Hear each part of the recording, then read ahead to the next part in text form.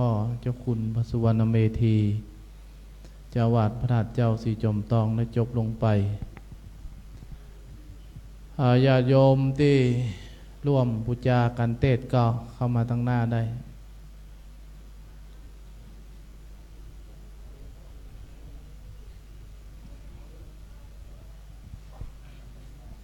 เอาพานม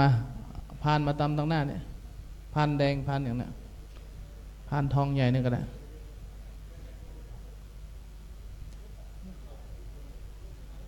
ยกประเคนยังประเคนล่ะ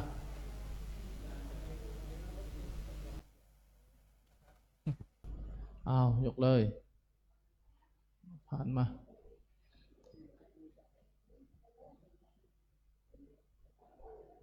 นั่นผ้าเอาพัดไปแล้วจะพัดก่อนเอาพัดโอ้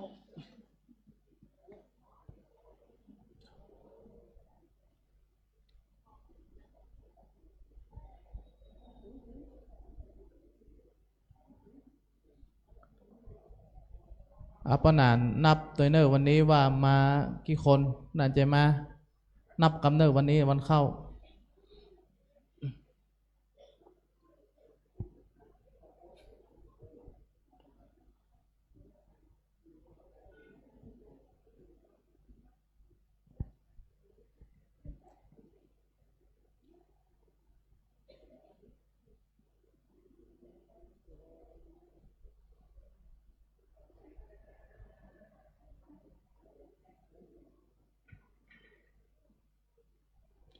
คดผ่านมาต้องใต้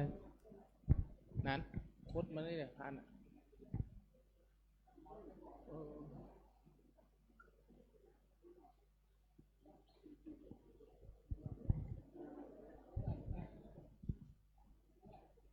เสพานเสพานรูปมัน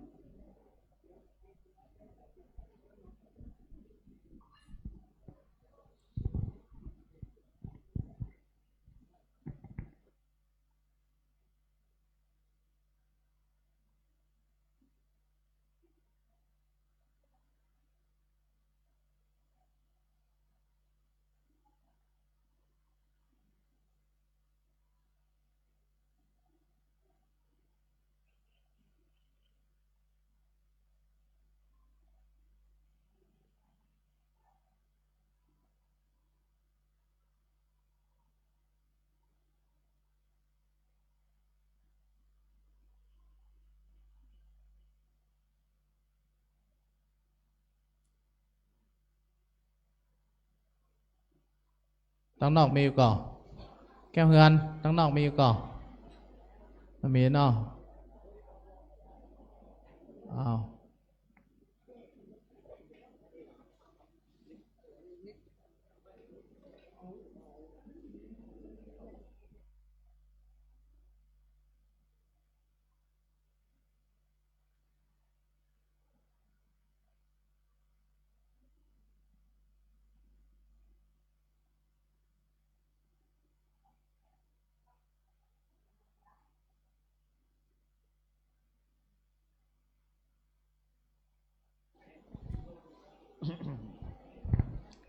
ตั้งใจฮับปอนเนอร์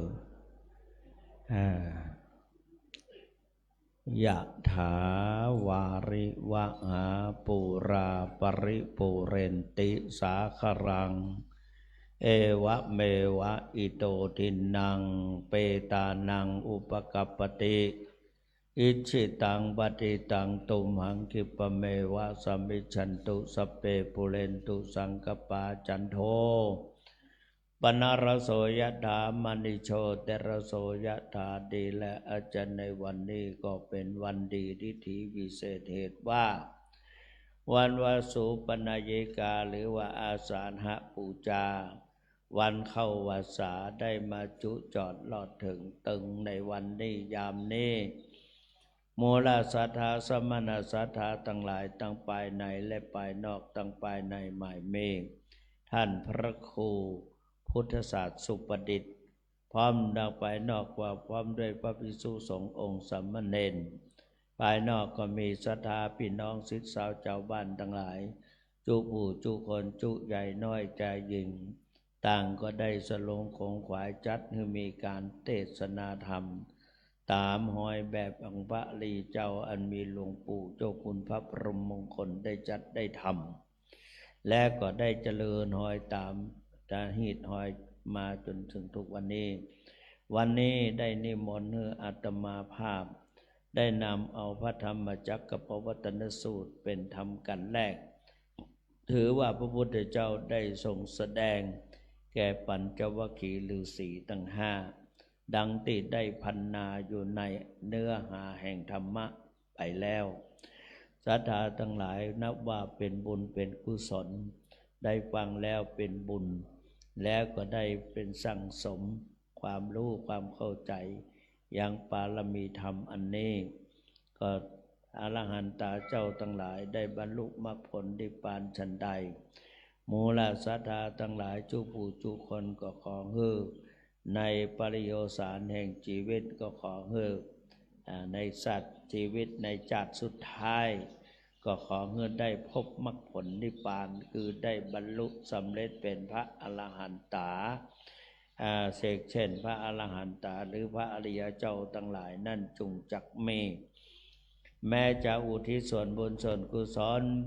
ไปให้แก่พ่อแม่พี่น้องสาคณะญาติขอกุศลตลอดถึงเจ้ากรรมนายเวรเหล่าเทวบุตรเทวดาพูดผีปีศาจตลอดถึงพูดผีปีศาจหรือพวกเปรตสัมภเวสี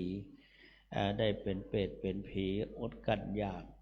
ก็ขอกุศลผลบุญไปจูจอดดอดถึงเมื่อได้เสวยได้บริโภค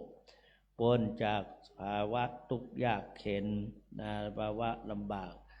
อยู่สุขสำราญมีเตจะฤทธิแก่กล้ามีอนุภาวะรัศมีสีแสง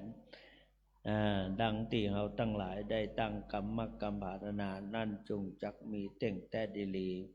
บาลีก็ยืนยันว่าอายัญจะโขทักขินาตินาสังคามิสุปฏิทิตาเทคาลตังหิตายสาธานโสปกัปปติโสยาติธัมโมจายานิทัสสิโตเปตานาปูจาจักตาอุราราภรัญจปิกุณมนุปทินนังตุมเหหิปุญญังปะสุตังอนัปปกันติสัพพิติโยวิวัชชันตุสัพพโลกเวนัสตุมาเตภวะตวันตรายโยสุขีติกายุโกภวะอภิวาทนาสีลิสนิจังวุฒาปจายโนจตารโลธัมมาวัฏทันติอายุวันโนสุขังพระลังสาธุสาธุสาธุตีกล้องจักเด้งเอ้ย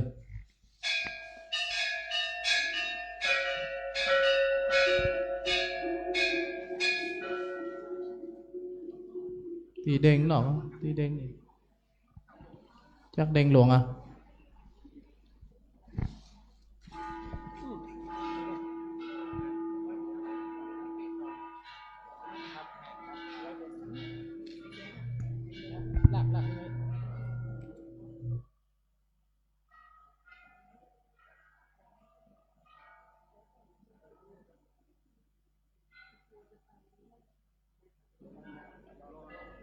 พระธรรมเทศนาผูกตอนที่สอง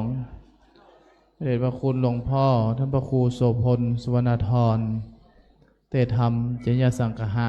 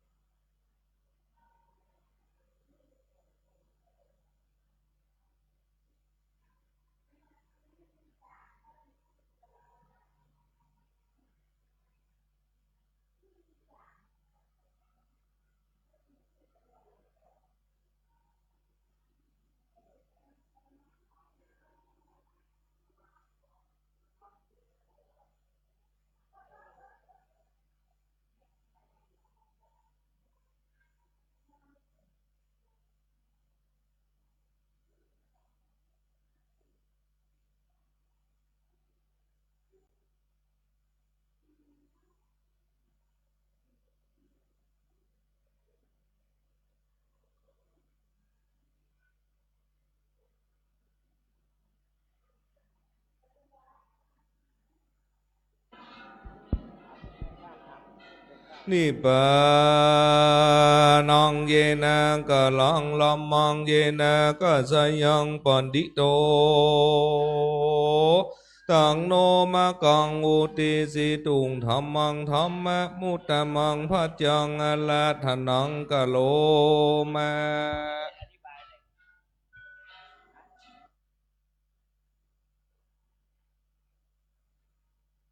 โอตัสสะภะคะวะโตอะระหะโต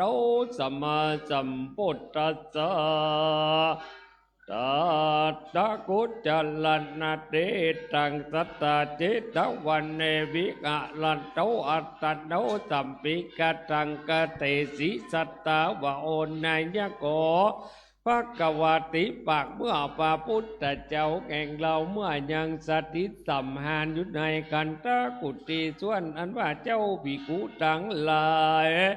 ใน500พระองค์ก็ยังคงจันจะซึ่งกันไปมาในหลงธรรมกัสสลาวะอาวุโสดูกาลาตันตังหลายเต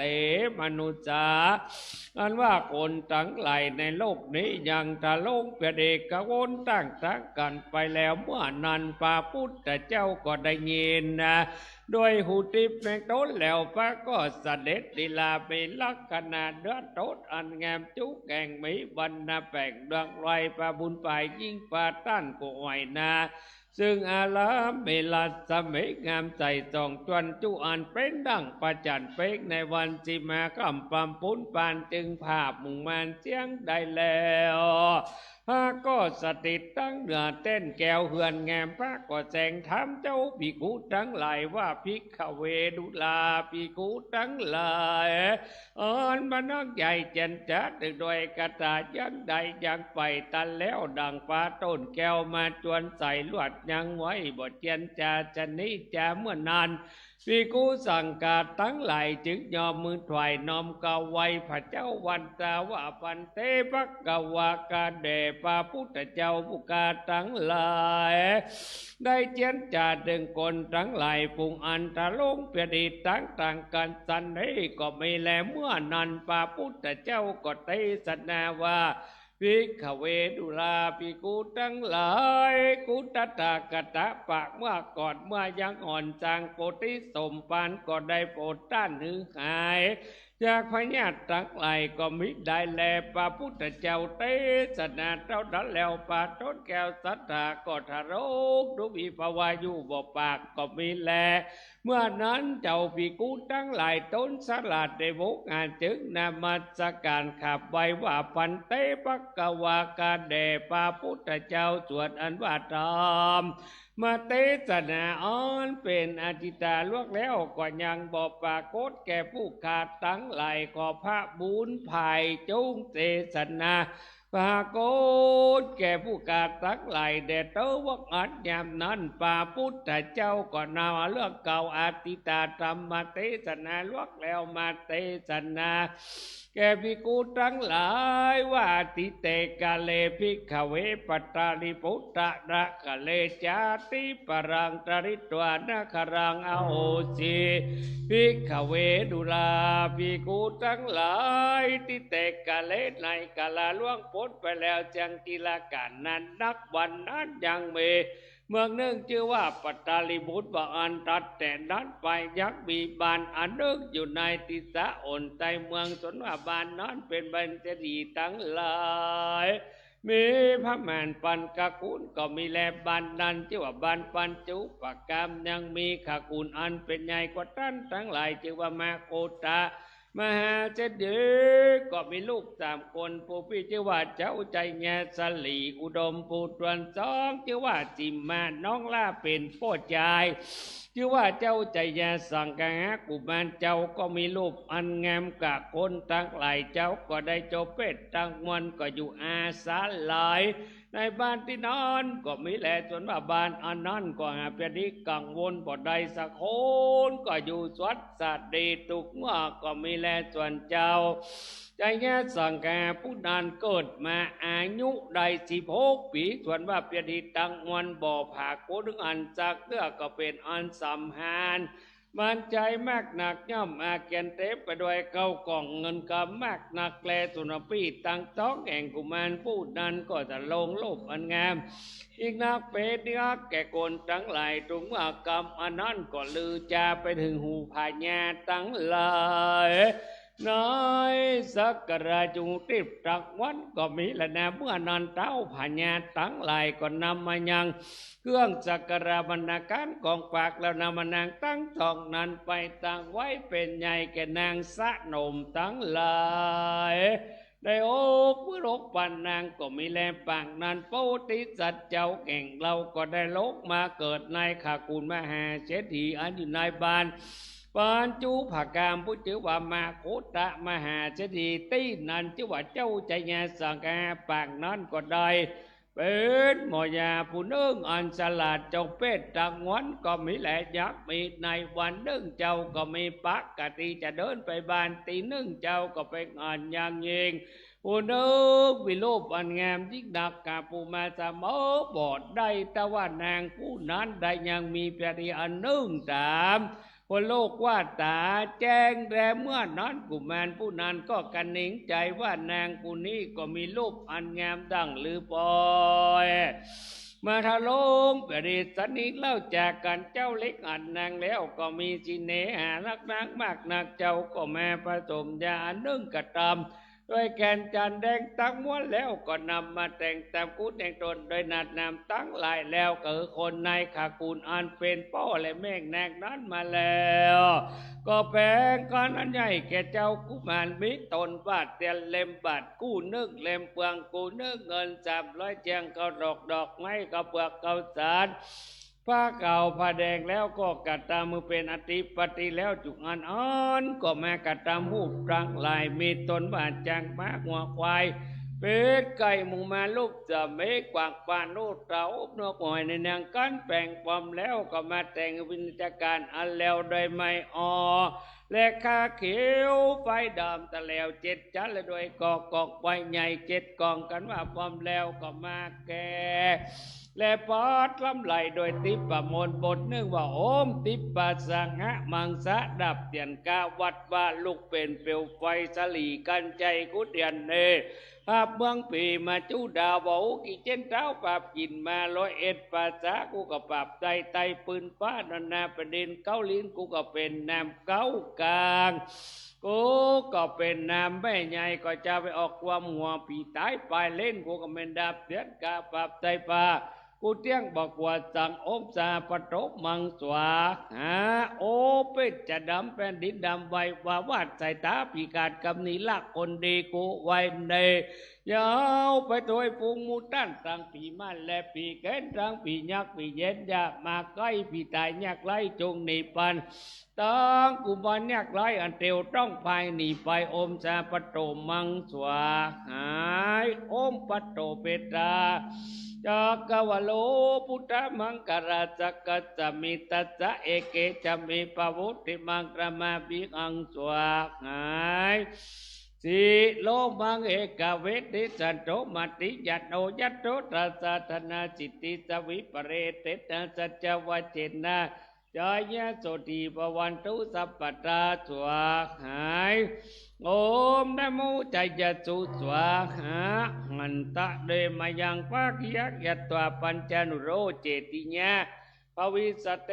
สวาหายการว่าแต่งสัตว์นั้นแล้วก็ยานต้นแต่งไว้แล้วนอน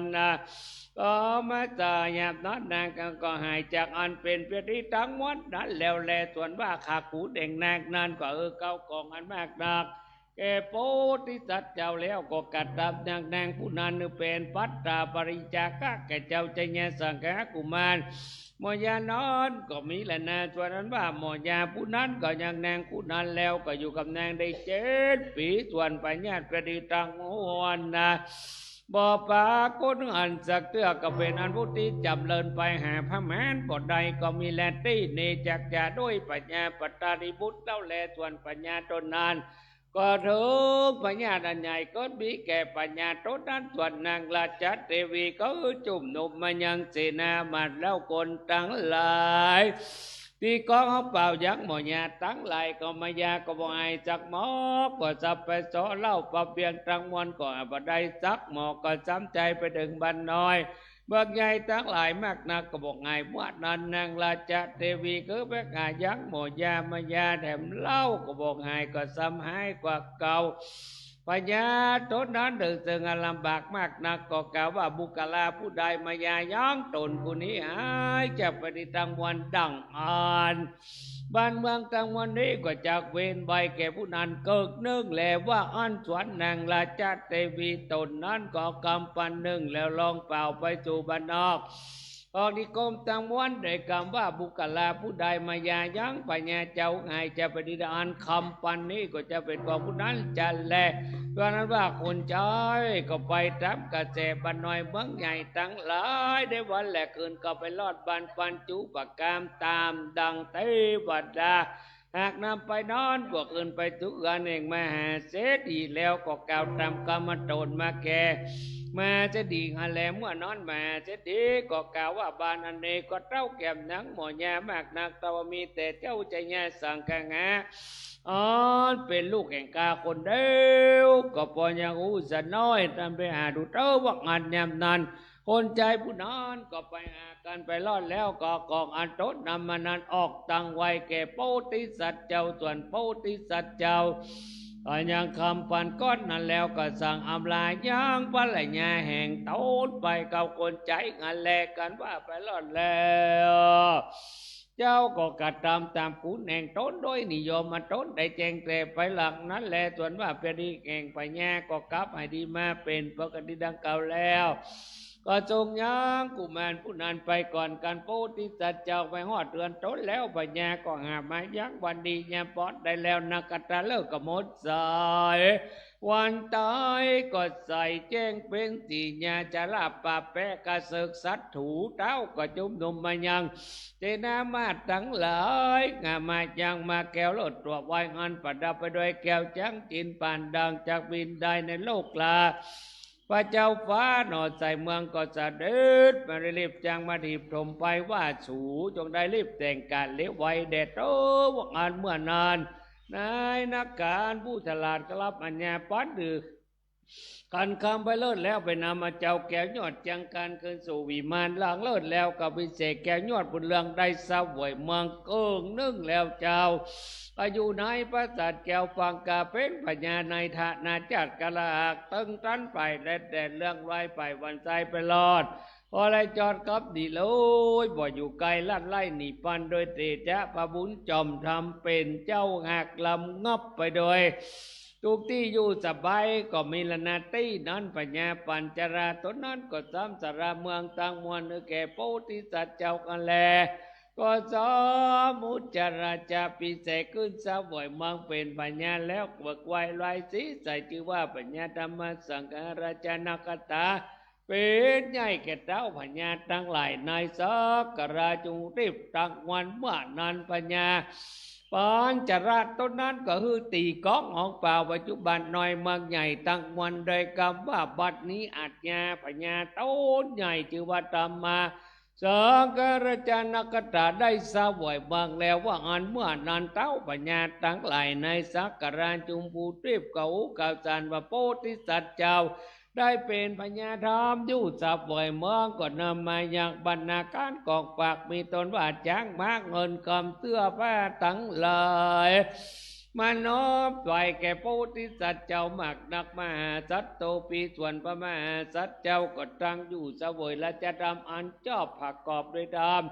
สิบผักกาดมหาเมการบาป่าพ้นก็ตกชอบประโดปิจาเขากาก็คืองามจู้แห่งส่วนผาญาติทั้งหลายบ่พาโกฐานสักเรือโดยเตจะบุญแห่งมหาสัตว์เจ้าจะลาบไปรอดที่ใดโกนทั้งหลายก็อยู่สัตว์สดีทุกเมื่อก็มีแลเต้าก็สั่งสอนสาธาราเจนบทหนึ่งใจวิญญาตั้งหลายในบทว่าพุทโธพุทธังนวาสิกากะโลเอโกสัพพะโวติมังสัตตานาเกอมัตตามัตตะโกเวดิยังมา อากินาเจติยังปวายกะโลพุทโธวรักตากินายโยจาปวุติมังนามามิอังว่าอันก็ทรงเต้าปัญญาทั้งหลายไปทุกเมืองแห่งเก่าแล้วก็จำรู้จังว่าที่ใหญ่ยังสัตรสินันมาสัจเจ้าแก่โตนั้นไปกู้วันส่วนนั้นว่าปัญญาปฏิตังมวลบ่อปากกุนอันสักเตื้อบัดน้อยเมืองใหญ่ตังมวลก็อยู่สวัสสดิงาพญาตบอดได้เมนบากาเสกจักมากระทำให้ก็บ่มีไม่ว่าโจรลาวิก็บอกปากคนอันจักเตื้อก็เป็นอันอยู่สวัสสดีก็มีเมื่อนอนและนาพิกเวเวลาพิกูตั้งหลายกูตตากตาปังเมื่อก่อนยังป้งตัวเตียวไปมาในวัฏสงสารปังเมื่อเป็นพญา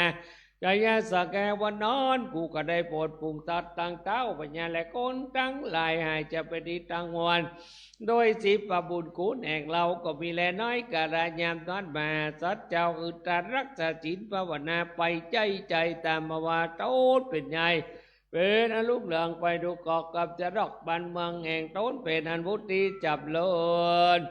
ด้วยสัมปติมากนักมาสัจเจ้าก็มีใจมาไกลสร้างแปลงอย่างวัดบาลามเจ้าคือคนทั้งเลยปีก็ของเป่าโดยคำว่าปัญญาเจ้าแข่งเราจักไปสร้างแปลงอย่างมาเจติญาในวัดบาลามเป็นกัวเป็นเอาไก่ขึ้นบางป่าว่าอันเตมาจะนาเมื่อนอนคนทั้งหลายมีเสนามาดเป็นต้นเก่ากันไปดูสำนักแห่งปัญญามายังเสนาจ้างเสนาม้าเสนาโลดเสนาเตียวติดมาแล้วก้าวกันออกจากเวียงไปวันนั้นแหละกันว่าไปรอดแล้วเจ้าคือสร้างแป้งวัวละมนแล้วคือวัดที่ลูกคำตีตามเจ้าสร้างแปลงดีมาเป็นปกติแล้วบัดเต้าแต่นั้นเจ้าคือเขาผดับผดาเลือกและหางานปฏิแล้วได้แก้วเจ็ดพักกานานพามาน7 เดือนได้บุญแก้วโพดปารมสัมปติบ่แยกเลยดูตั้งใจจกใจเป็นตันมาละอกแสนกำเต้าก็จำนำบอกกัดกันว่าเม่นแล้วเต้าก็มุบริพลแห่งตนจะเด็ดขึ้นมาสู่ที่อยู่แห่งตนกันว่ามาลอดแล้วเจ้าก็คือการรักษาศีลภาวนาไปราบกุมเจนแห่งต้นกันมามังบัญชากันไปแล้วก็ต้นไปเกิดบนองเลิศจันฟ้าดูสิตาก็วิบัตินั้นแหละสัตตาสัพพัญญูพระพุทธเจ้าเตสัตตาเท่านั้นแล้วพระต้นแก้วก็จุบนุมยังจาดกอาติตะปัญจุปันนะมาเตรียมกันแจงพระจึงแสงเตสนาวาดีกับมังบุญยังประกายเต้าดังนี้เป็นตนพิกเวดุลาภิกูทั้งหลายส่วนปัญญาปัตตาลิบุตรหายจากปฏิวัตินั้นหากมาได้มหามุกลนาติลาน้อยกราบันนี้และมหาเศรษฐีอ่อนเป็นพ่อเจ้าจัญญาสังกาวันนั้นหากมาได้ปัญญาสลีจุโตตนะในกระบันนี้แลแม่งเจ้าใจญาสังแกวันนั้นหากมาได้นางสะเลมามัญญาเดวิหากมาได้ตนแม่กูตตากตะในกระบันนี้แลมาดคนใจอันพญาคือไปหาโมยาวันนั้นหากมาได้แม่นันทาติราในกระบันนี้แลมาดอกหมื่นคนวันนั้นหากมาได้บริษัทจีจำพวกมีปีกุณีบาสกาบาจิกาทั้งหลายในกราบัดไหนแลปัญญาใจญาสังกาวันนั้นเอวังโลกะนาโตหากมาได้โตนตถาคตเป็นที่จังนี้เพิ่งโลกตั้งจำในกราบันนี้บยาจารณาตุมเบปวันตาทุตันทั้งหลายฟังแล้วอย่างจาดกอันนี้จงจำเชื่อไว้อย่าได้พระมาตราสาก็จะเริงสุขสามปาการมินิปันเป็นที่แล้ววายาจะแหละนาใจญารัตนังนิดิตังอิญาเตสนายามใจญาสังกังหะก็บังโคมโตมเลสเสด็จธรรมยังสาธุกรังกะโลมาเสสาธุสาธุสาธุพระธรรมเทศนาจญสังฆะได้จบลงไปเทศนาโดยหลวงพ่อท่านพระครูโสพลสุวรรณธร ช่วยเจ้าวาดพระธาตุเจ้าสีจอมตองเจ้าคณะตำบลดอยแก้วเทศนาจบไปญาติโยมที่จะบูชากันเทศกันสังฆะก็เข้ามาประเคนได้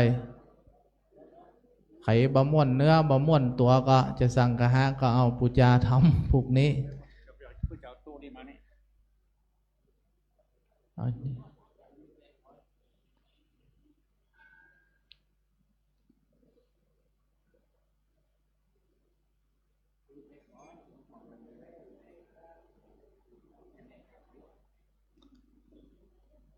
พระรามยกลงก่อนรามยกลงลุ่ม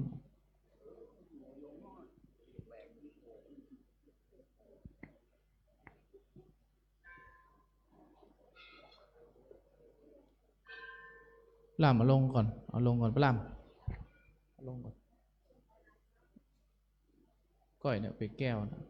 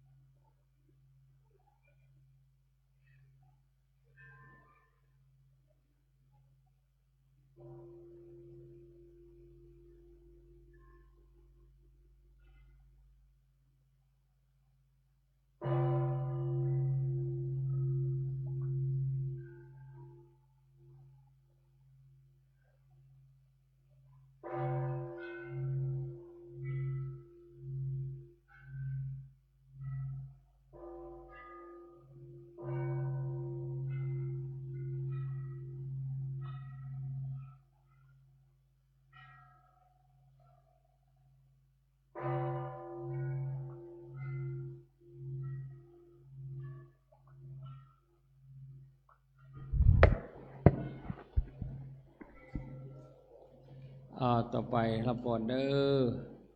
อยะถาวาลิมหาปุราปาริปุเรนติสาคารังเอวะเมวะอิโตตินังเปตานังอุปกัปปติอิจิจังปฏิตังตุมังกิปะเมวะจะมีจันตุสัพเพปุเรนตุสังกปาจันโทปนรโสยัตตามณิโจติระโสยัตบาวัตติไมมีสมณะสตาและมูลสตาทั้งสองกันนาทั้งไปในและไปนอกไปไม้มีไม้มีท่านพระเดชพระคุณเจ้าคุณสุวรรณเมธีเจ้าอาวาสและรองเจ้าคณะจังหวัดเชียงใหม่พร้อมด้วยเทวสิกโยมเจ้าทั้งหลายภายนอกไม่มีบาศกกับบาสิกาผู้นอนวัดรักษาศีลและคณะศรัทธาทั้งหลายได้คงไปตกแต่งนำมาใจยะวัตถุทานทั้งหลายเพื่อจักปูจาพระธรรมเทศนาชื่อว่าสังฆะมาสังฆะเข้าพรรษาวัจนีแต่งแต่ดิลีกุศลผลบุญราศีในวันนี้นาจะอุทิศบุญกุศลไปหายังเจ้ากรรมในเวรเทพุทธเทวดาที่รักษายังตนตัวลูกะปุมมดาสกรรมาอินพรหมยมราชตลอดถึงเจ้ากรรมในเวรและญาติกาพ่อแม่พี่น้องผู้อันใดตายไปสู่ปรโลกไปหน้าได้เจนขคุณเป็นเก่าเจ้าเจนขคุณเป็นแดนเจนขคุณเป็นขนาดนั้นจุกจักไม่อายัญจะโกตักกินาตินาสังกามิสุปฏิติตาติการตังตายะชตานโสปกัปปติโสยติธรรมโมจายังรัตติโตเปตนะบุจาจักตาอุลลาปรัญจาภิกขุนามนุปปัตตินังโตวิบุญยังวาสุตังอนัปปกันติสัพพิติโยวิวัตสันตุสัพพโรโกวิรัสตุมาเตภวัตวันตรายโยสุกิติกายโยโกภวะวิวานนาจีริสานิจังบุตตาปัจเจโน จัตตารโอธรรมาวัฏันติยุวโนสุขังพระรัง สาธุสาธุสาธุอาตีกองจักเด้ง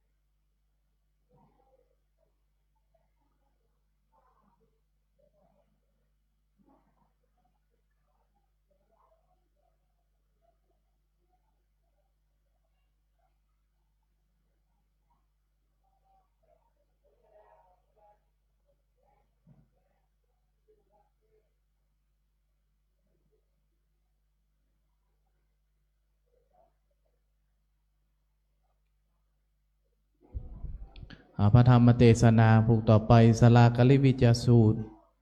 ราธนานิมนต์ท่านอาจารย์เจ้าคุณพระมราเวที ผู้ช่วยเจ้าวาดพระธาตุเจ้าสีจอมตองได้เทศนาตนต่อไป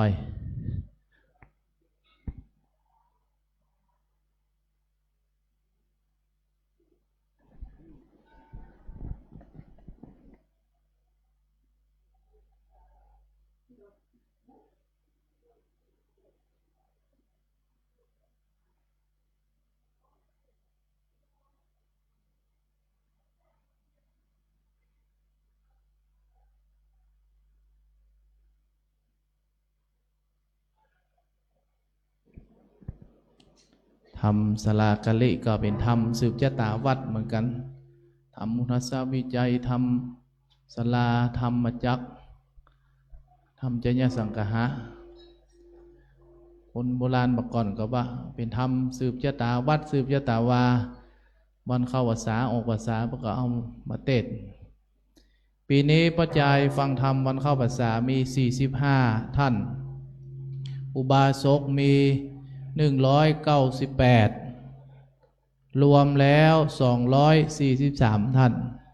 อันนี้ก็เป็นจำนวนของวันเข้าพรรษาวันนี้เนอะ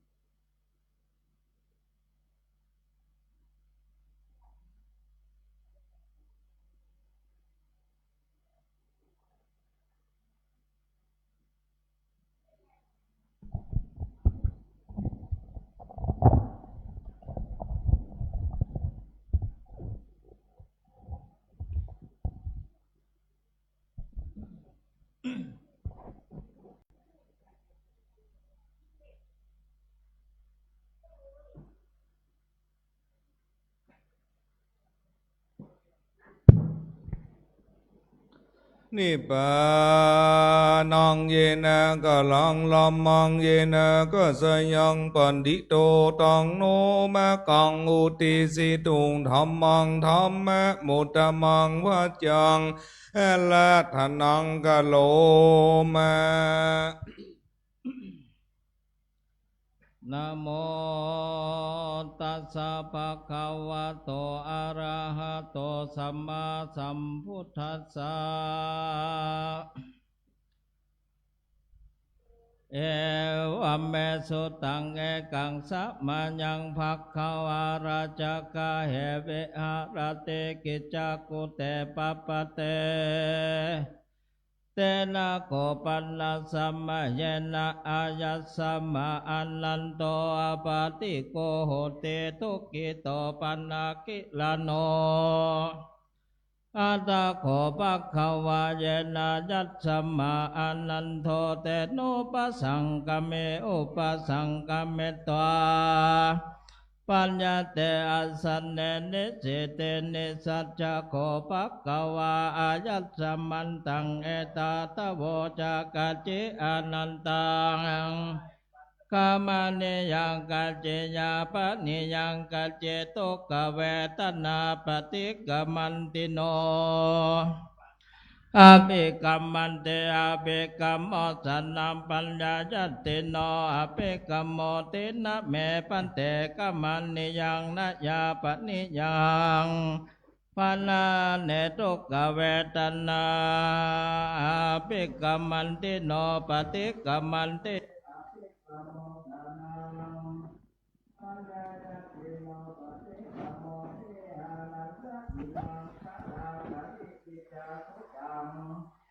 โอคันหันตัสสะหิเตอนัสสะอิมังสลากะลิปิจาทุตังวาเตตะกังวาเปตัสสะหิเต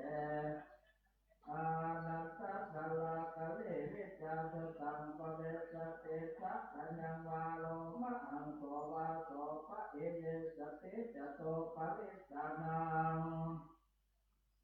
เทโกนาเภโกเนนังอุปาทัสสะอุปาทิกานันจาภะหิเตอาตานาหิตานาสุขายาจาหิอานันตธรรมาสัพพุทธัสสะอิมัง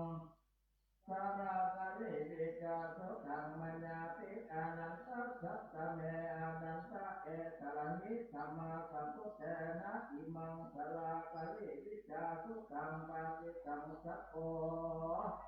เทวานะนิโตอิมังสลากะลิวิจาสุตังวาสิตังอาโหเตอุตุลาอุตุลาสัตตุลาสัตตุลาสันโดลาสันโดลามัตโตลามัตโตลาภุปลาภุปลาโลกิลากัลลาติโยโกติอานัสสะนามัตโตวาโคตโตวาปัจจโตวาอารักขโตวาอุคายเนสติวาตาเลสติวัจเจสตินัจโจเลนะโสภลังอริสตินาอุสักเก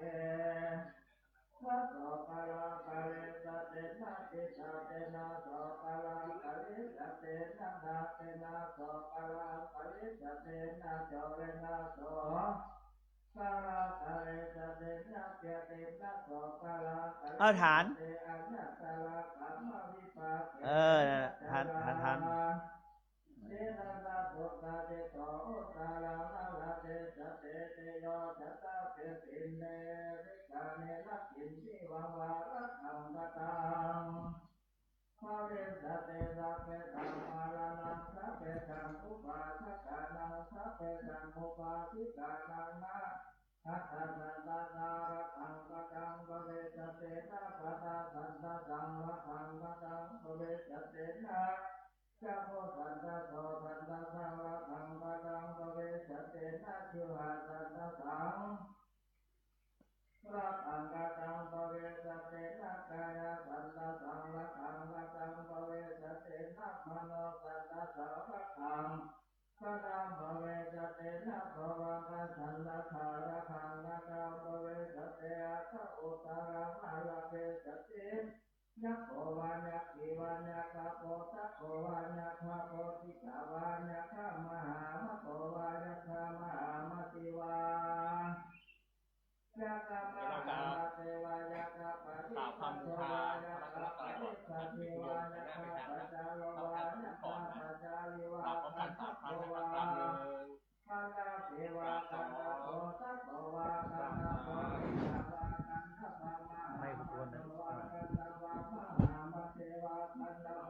กล่าวคำบูชาพระรัตนตรัยพร้อมกันนะครับอิมินาสการเรนะตังพุทธังอภิปูชยามะอิมินาสการเรนะตังธัมมังอภิปูชยามะอิมินาสการเรนะตังสังฆังอภิปูชยามะว่าพร้อมกันนะครับอะระหังสัมมาสัมพุทโธภควาพุทธังภควันตังอภิวาเทมิกราบสวาคาโตภควตาธัมโมธัมมังนามัสสามิกราบสุปฏิปันโนภควโตสาวกสังโฆสังฆังนะมามิกราบคุณโยมถือได้สายศีลขึ้นมาเนาะ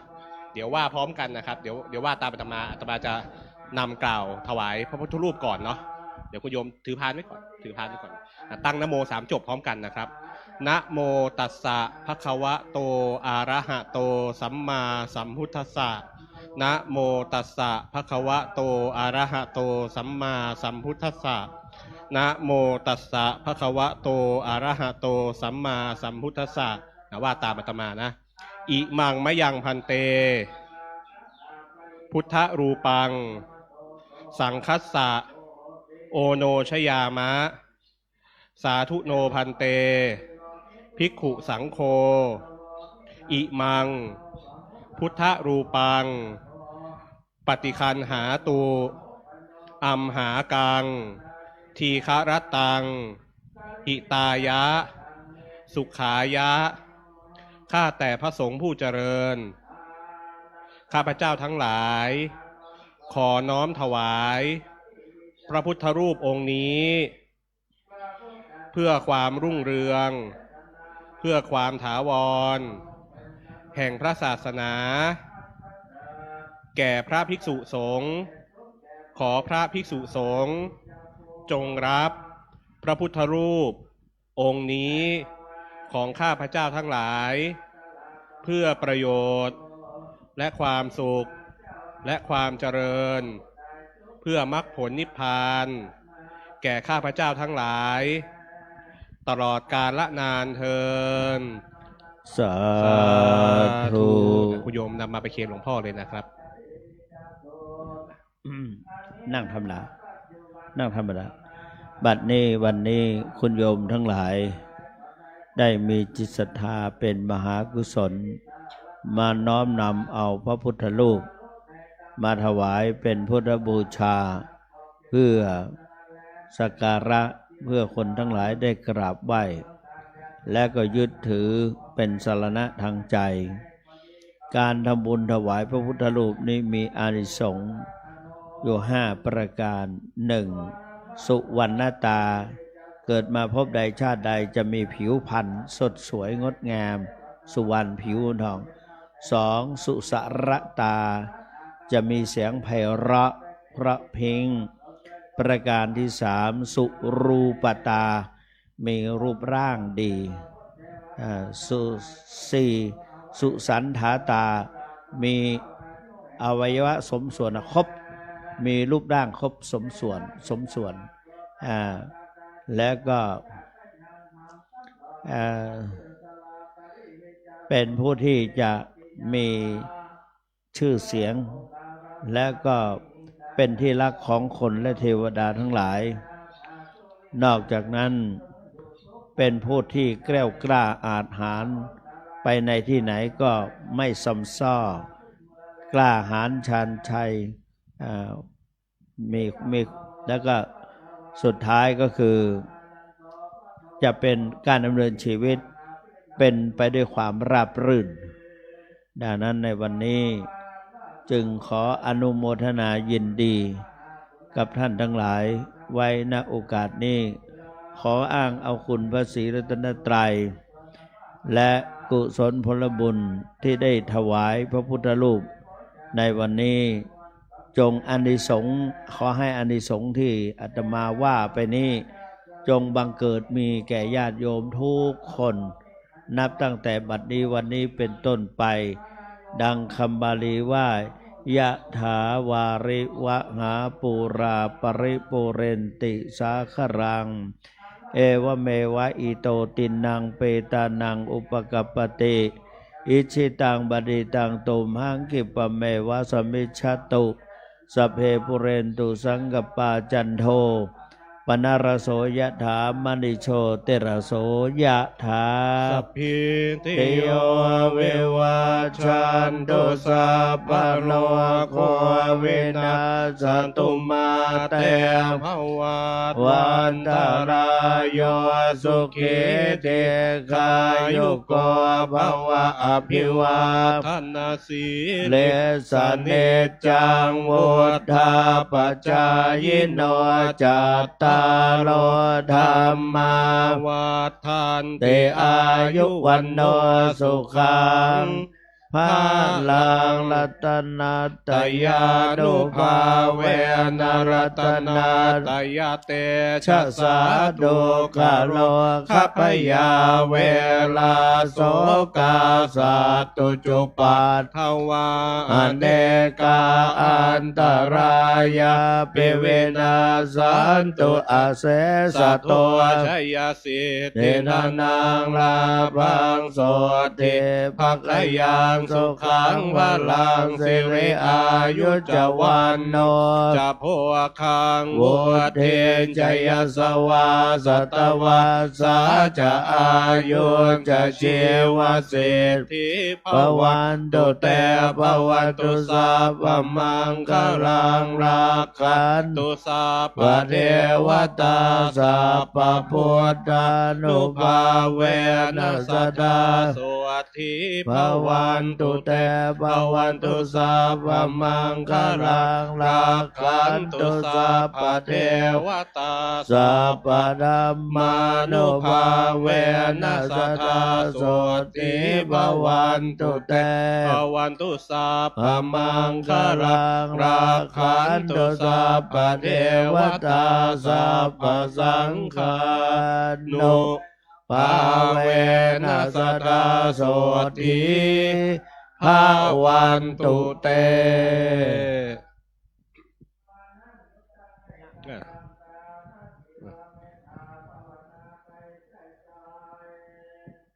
เจริญสมาธิภาวนา ขอให้มีจิตใจหนักแน่นมั่นคง ไม่สะทกสะท้านหวั่นไหว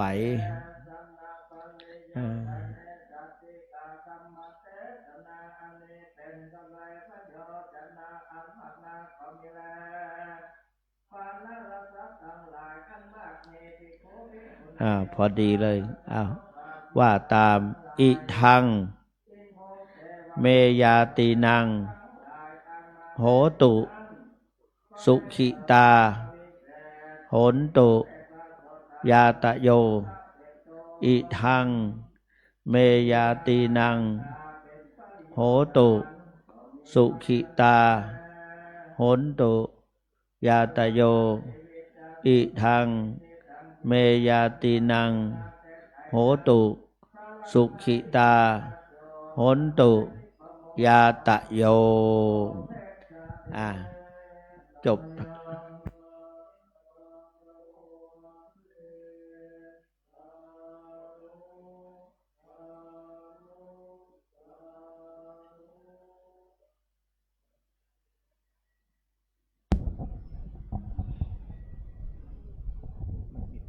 มีตำบลนะครับ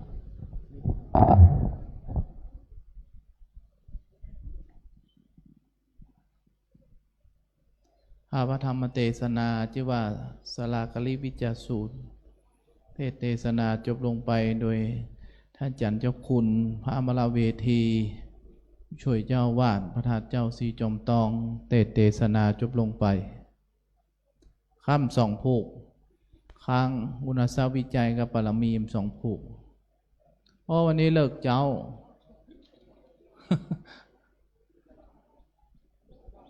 ปีนี้ก็ทำมายาวตั้งใดทำมหาอุปคุตก่อนปยาว เอาทำยาวก็มาได้มาป้ากันหนีกำคนเอาหมอกพอดีเอาญาติโยมที่จะเข้าประเคนกับมาเข้ามาได้มาก็ฝากเอา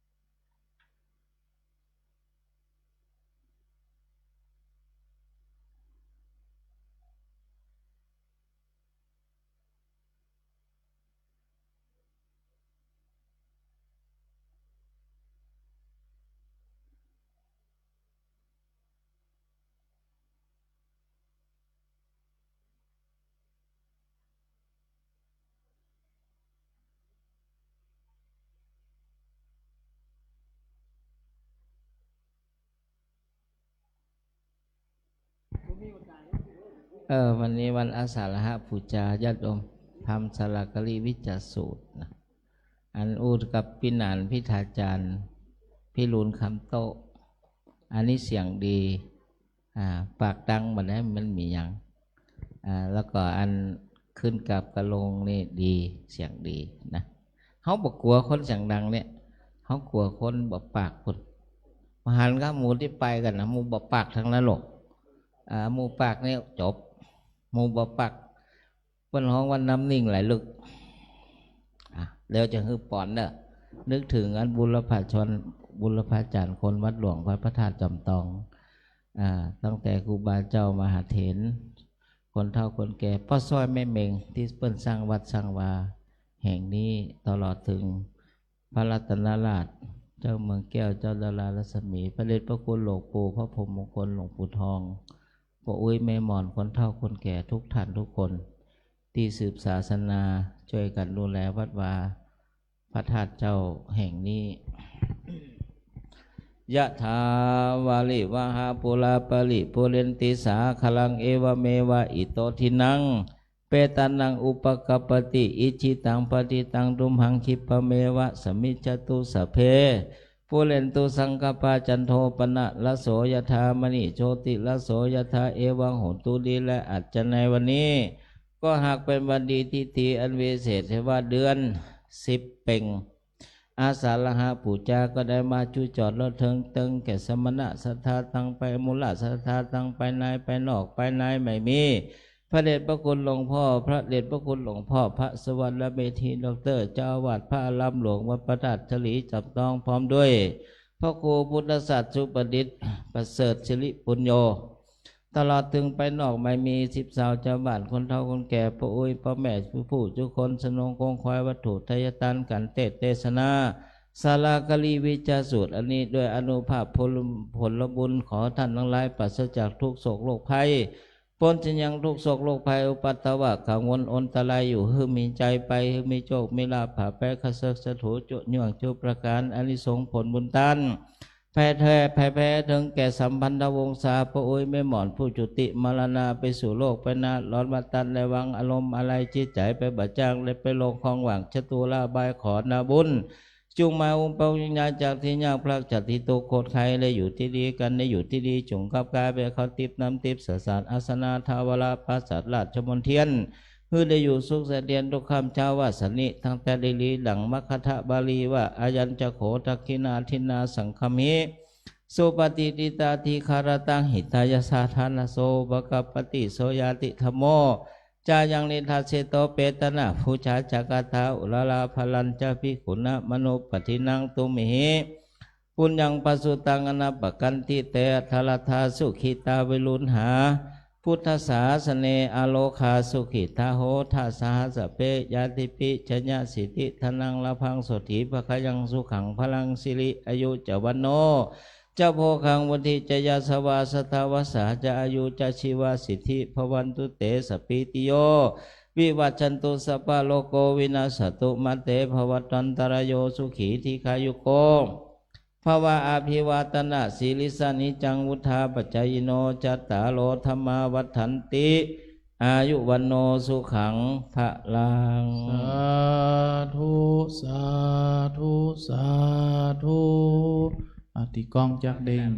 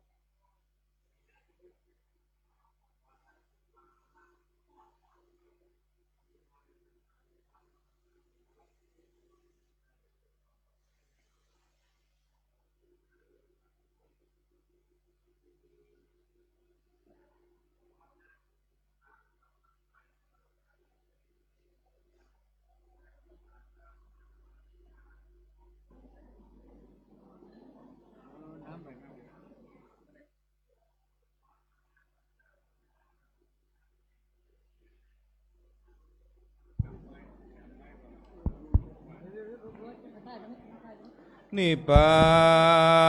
นังเยนะกะลังลัมมังเยนะกัสยังปันดิโตตังโนมะกังอุติสิตุงธัมมังธัมมะมุตตะมังวัจยังอลาทนังกะโลมะนะโมตัสสะภะคะวะโตอะระหะโตสัมมาสัมพุทธัสสะเอกัสสมิงกิลันสัมมัญเยสัทธาตาวันติงสาภาวะเนวิหารันโตปาลินสันตังกัมโมเลบันดุกัมพลันศิลาสเนนิสิทธิเกลาดังจังโรมานีได้ยินมานีในกาลากับหนึ่งภักกวา เอินว่าพระพุทธเจ้าก็สันติสำราญอยู่ในจันฟ้าตาวาติงสาสวรรค์การเทวโลกพระพุทธเจ้า ก็สำลานเนื้อแผ่นหินบรรดุกรรมปาลาศิลาบาทอันมีติไกเก้าไม้ปาลิสัตเทวดาตั้งหลายก็มาพระสุมจุ่มนุมกันแต่เหมือนโลกกาธาตุตั้งมวลสัทธาสัพพัญญูพระพุทธเจ้าก่อนเทศนาอาภิธรรมมาเจกัมปีมิสาลีมาแห่มัญญาเทวบุตรอันเป็นราชมารดาแห่งพระพุทธเจ้าเป็นประธานแก่เทวดาตั้งหลายฟังธรรมอันเทศนาอันชื่อว่าอาภิธรรมมาสังกินีเป็นเก้าและนาตัตตาในกาลยามนั้นยังมีเทวบุตรตนหนึ่งชื่อว่าอักกาสาจารินีก็ลุงอายุอันจากเสียงแห่งสุปฏิทิตาเทวบุตรอันเป็นหมู่เทวดาตั้งหลายเป็นปริวารก็สาวกยังทิพย์สมบัติอันเกิดมีมาด้วยบุญญาณุภาวะแห่งตนก็อยู่ในวิมานคำมันในเมืองตาวาติงสาสวรรค์กเทวโลกที่นานหันและนาในกาลยามนันเทวบุตรตนนั้นจากเสียงอายุก็มีแลนาในกาลยามนั้นเทวบุตรตนหนึ่งชื่อว่าอักกาสาจารินีก็ลูกอันจากเสียงอายุแห่งตนแห่งสุปฏิทิตาเทวบุตรตนนั้นแล้วก็เข้ามาแล้ว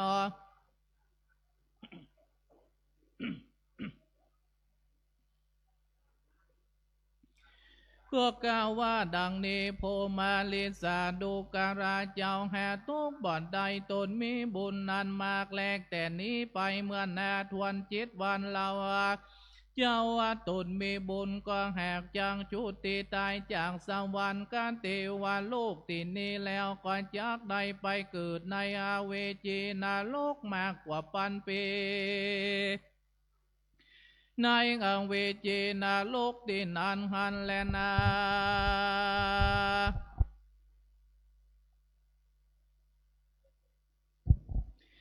การว่าตายจากนาโลกที่นั้นแล้วก่อนจากได้เสวยยังวิบากแห่งสัตว์นาโลกต่างหลายเงินเป็นสัตว์ต่างหลายมีตนว่าอยู่และจากได้เกิดไปเป็นแรงก่อนจากได้เกิดมาเป็นเต่าก่อนจังได้เกิดมาเป็นหมูแล้วก็จังได้เกิดมาเป็นมาได้นอนเต้าอันนามากนอนแล้วก่อนจักได้เกิดมาเป็นคนหูหนวกตามบอดอันจักได้เกิดมา เป็นคนตามบอดแต่ต้องแม่มาเมื่อออกมาแลนาก่อนจักได้เกิดมาเป็นสัตว์ต่างหลายเจ็ดจำพวกแต่จาติอันเกิดมาเป็นสัตว์ต่างหลายงานมากกว่าพันปีก่อนจักมีจะแหลนากันว่าเทวบุตรตนนั้นเก่าเท่านั้นแล้วก็กราบหาไปแลนาโซเฮือนว่าสุปันตินดินตาเทวบุตรตนนั้นได้ยินคำแห่งอากาศจารินีเก่าเท่านั้นแล้วก็กับหัวลงทับมายอบประกอบไปด้วยใจงานหวั่นไหวสั่นละสายไปมาซุบเศร้าเงาอยู่ขันนิ่งใจว่าดังนี้ในกาลบัดนี้กูกว่าจักได้กัดตำดังลื่นดีและจาอุปราวังกังวลมีสภาวะดังนี้ก็เกิดมีแก่กูกิงอันใดจักมีอันเป็นติจังติเพิ่งแก่กูนี้และจางหังอันว่ากูที่สว่างอันแล้วยังบุปาเนมิตแห่งตนตันต่างลายดังอันต่างๆนานาคือว่าผ้านุ่งผ้าสบายกูก็เป็นอันหมุนอันมอง ห่างหลายมากนักแน่งานดอกไม้งานเป็นทิพย์แห่งกูก็มาเหี่ยวแห้งไปเหงื่อก็มาไหลไข่ก็มาย้อยออกจากตนตัวแห่งกูมีวันนะอันตนตัวแห่งกูงานบุญอันเศร้างานมองอาสนาแห่งกูก็เกิดอันร้องกระดังแข็งเป็นดังนี้มีแต่แหล่นางอันว่าเทวโมเทวดาต่างหลายงานเกิดมาดังนี้จุตนหากจักเป็นธรรมดาก็เกิดมีมาแต่ก่อนเตนาพุทธังเหตุดังอันพระพุทธเจ้าก็จักเทศนาว่าดังนี้บุปานิมิตต่างหลาย5 ประการฝุ่งนี้ก็เตียนย่อมเกิดมีแต่ก่อนแห่งเทปดาต่างหลายและนาบุพานิมิตคือว่าบุมาติปาบุพานิงานวานดอกไม้ติบต่างหลายมีลายันติก็เกิดมีงานเหี่ยวแห้งวัฏานิงานว่าพาติบต่างหลายก็หมุนก็มองเพื่อไหลออกมาจากตนตัวแลภาการหนึ่งอาจแสดงอันเป็นตินั่งตินอนกว่า3 แดงอาการนันร้อนกัดดังแข็งดังอ่อนตุนแห่งเทวดาต่างหลายและเทวบุตรต่างหลายมีวันนักอันเป็นดังคำวันลุ่งเรืองสันนั้นก็เกิดมีงานบุญอันมองเทวบุตรเทวดา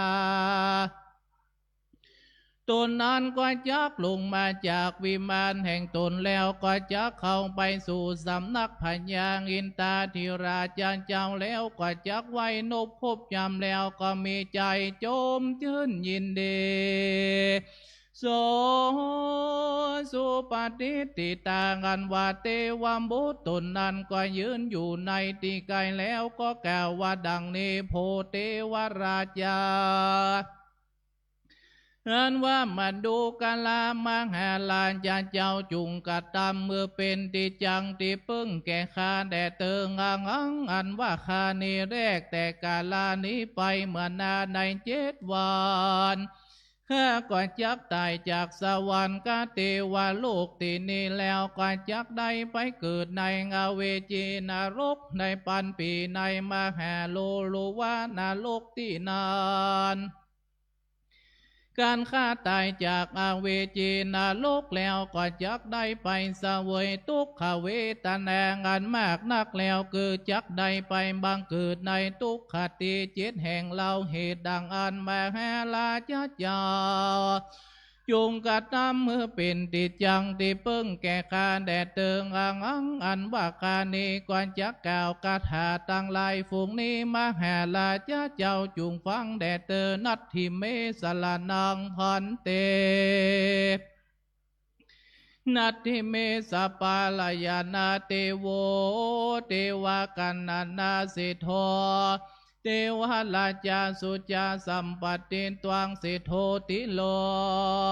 การสามิงตวังเทวามาหิติโกติโลเกมังกลาสิทโธติโลกากาปาปังวาวาปาวาเนโนเทวากาแดมังอาลาเจ้าจุงจักหือเป็นติจังติเพิ่งแก่กาบัดนี้แด่เตอเทโวเทวากันดานาสิทโธมังอาราชาเหล่าวตนนั้นพาเสดกว่าเทปกันนาตั้งหลายแลนาอันอื่นจักเป็นที่จังที่เพิ่งแก่ข้าก็บ่มีข้าก็จักเข้าไปสู่ไปหาแห่งข้าก็จักหน้ากายิ่งกว่า มังอาลาเจ้านี้ก็บ่มีแลนามังอาลาเจ้าก็เป็นใหญ่กว่าเทปดาตั้งหลายมหาราชเจ้าตนพาเสดล้ำเลิศกว่าเทปกันนาตั้งหลายแลนาโดยมีแต่แลนามังอาลาเจ้าตนพาเสดยิ่งโยดกว่าโลกตั้ง3 ตวงอันว่ามังหาลาเจ้าตนมีอิเตเลเดงานมากตนพาเสดมากกว่าพญาเกติปกานาตั้งหลายตวงมหาลาเจ้าเป็นมังกลางานพาเสดยิ่งกว่าโลกตั้ง3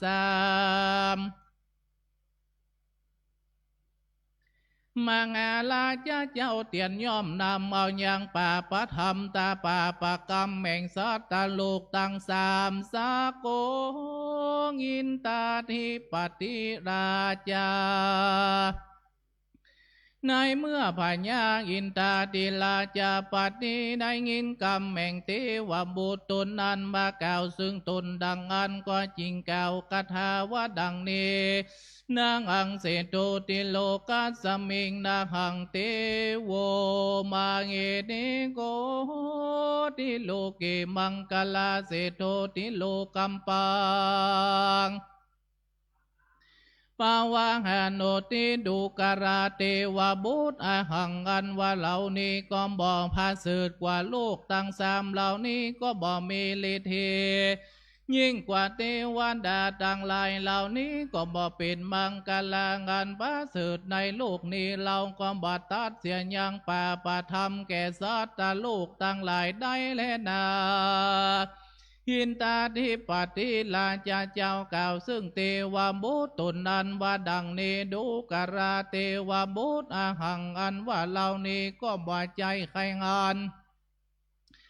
ก็บ่ไปหันยังปุกกะลาผู้ใดผู้หนึ่งอันเป็นมังกลาในโลกนี้เต้าเว้นไว้แต่สัพพัญญูพระพุทธเจ้าตนเดียวเป็นที่จังที่เพิ่งแก่โลกทั้งสาม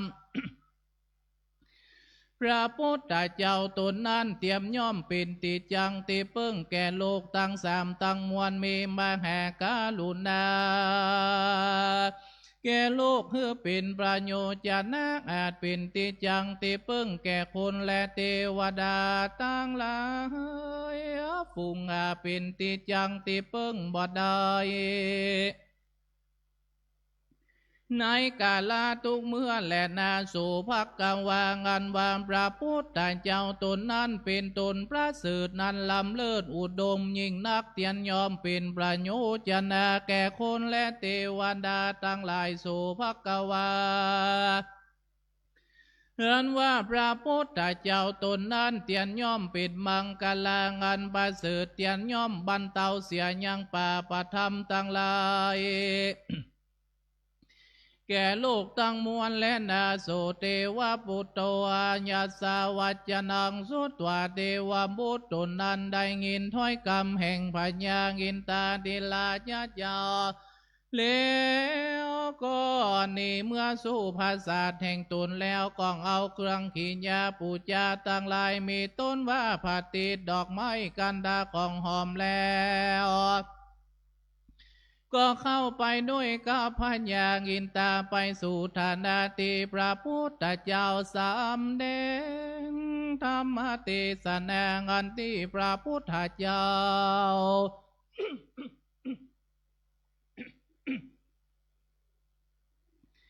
เฮือนที่พระพุทธเจ้าสาธิตสำราญอยู่แล้วก็ปูจาพระพุทธเจ้าโดยกันท่าของหอมปฏิตั้งหลายแล้ว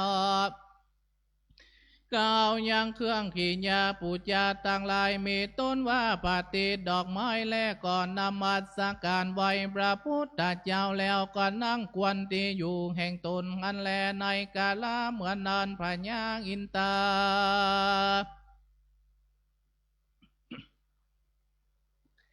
จริงกล่าวซึ่งพระพุทธเจ้าว่าดังนี้กาแห่งพระพุทธเจ้าเทวบุตรตนชื่อว่าโสปฏิติตาแลกแต่นี้ไปเมื่อนานได้7 วันกว่าจักตายจากเทวโลกแล้วกว่าจักใดไปตกในเงาเวจีนรกใดเสวยทุกข์มากนักก็โดยป่าปกรรมวิบากอันใดจาพระญาอินตาถามพระพุทธเจ้าดังนี้โดยประการหนึ่งเล่าเทวบุตรตนนี้ก่อนจังใดไปเกิดในจัติสัตว์ตั้ง7 จำพวกมีตนว่าเยียวแล้วก็จักใดไปเกิดในวงศาอันเป็นแรงสันนี้แล้วโดยปาปกรรมวิบากอันใดจาภักกวางันว่าพระพุทธเจ้า ได้ยินกรรมแห่งพญาอินตามาทำสันนั้นแล้วพระพุทธเจ้าจริงกล่าวว่าดังนี้ดูกรามาแห่ลาเจ้าในกาลาเมื่อก่อนวันนั้นเทวบุตรตนนานได้เกิดมาในกกุลแห่งพระเนื้ออันเป็นใหญ่กว่าพระเนื้อทั้งหลายก็มีแลนาพรามผู้นั้นเตียนย่อมกัดตามยังกรรมมันหยาบจะสร้างอุดเพราะว่าได้ขาดสัตว์ตัดชีวิตบอกขาดสายและนาเหตุดังอันโดยวิบากกรรมอันกว่าจักได้ไปเกิดในอบายทั้งสี่เล่าเพื่ออันและนาพระญาอินตาสัมถามพระพุทธเจ้าว่าดังนี้ข้าแห่งพระพุทธเจ้าเทวบุตรตนนานท่านดังลือป้อยจักไปเกิดในงานปิ่นเต่านั้นแหละจะขอพระพุทธเจ้าจุงได้สำแดงยังป่าปกรรมวิบากอันนั้นหือแจ้งแก่ผู้ขาดต่างหลายบัดนี้แด่เตอพระพุทธเจ้าก็จริงกล่าวว่าดังนี้ดูกาลามางาลาจะเทวบุตรตุนีก็ได้เกิดไปงาเป็นวงศาได้เกิดเป็นคนมาก่อนวันนั้นก็มีใจมักไข่กินไข่นกต่างหลายเฮือปัดภาคจากตัวแม่และนาเหตุดังอันเทวบุตรตนนี้ก่อนจักได้เกิดนั้นเป็นเต่าเปลืองอันแลนาเมื่อนั้นพระญาอินตาดิลาจาปฏิก็กล่าวว่าดังนี้ปันติภกวาการแด่สัพพัญญูพระพุทธเจ้างันว่าเทวบุตรตนนั้นเป็นเกตการอันใดจักได้เกิดในงานเป็นหมู่นั้นแหละจะพระพุทธเจ้าจริงกล่าวว่าดังนี้ดูกาลามังลาเจ้าเทวบุตรตนนานเมื่อก่อนวันนั้นเกิดในขักกุลอันหนึ่งอันเป็นใหญ่มินดีมีเข้าของอันมากสันนันนะหันเจ้าสมณพราหมณ์ทั้งหลายใดจะลันเดินเข้าไปสู่ยังบ้านแห่งมันขอเพื่อเอาเข้าบินดีบาทดังอันมันก็บอกฮือเข้าบินดีบาทมันก็ดูมินดูแจมยังพระเจ้าสมณพราหมณ์ก็ตีก็ด่ากรรมว่าลายมากนักนาด่ากรรมจังไรหือนี้หือหลีกตัดสมาเหตุดังอันเทวบุตรตนนานก็จักได้ไปเกิดในวงสางอันเป็นหมู่และนาพระญาอินตากล่าวว่าดังนี้ข้าแห่งพระพุทธเจ้าเทวบุตรตนนี้ด้วยเหตุการณ์นั้นใดจะจักได้ไปเกิดนั้นเป็นมานอนและจะพระพุทธเจ้ากล่าวว่าดังนี้ดูรามังลาจะเทวบุตรตนนี้เมื่อก่อนวันนั้นได้เกิดในวงศาในข้ากุลนั้นหนึ่งเตียนย่อมมีกรรมเกียรติใครด่ายังเจ้าสมณพราหมณ์ต่างหลายโดยกรรมหลายกรรมบดีมีเป็นปกติบ่คบบ่ยำเจ้าสลมตนมีศีลคนผู้มีปัญญาอันหนึ่งก็บ่คบบ่ยำ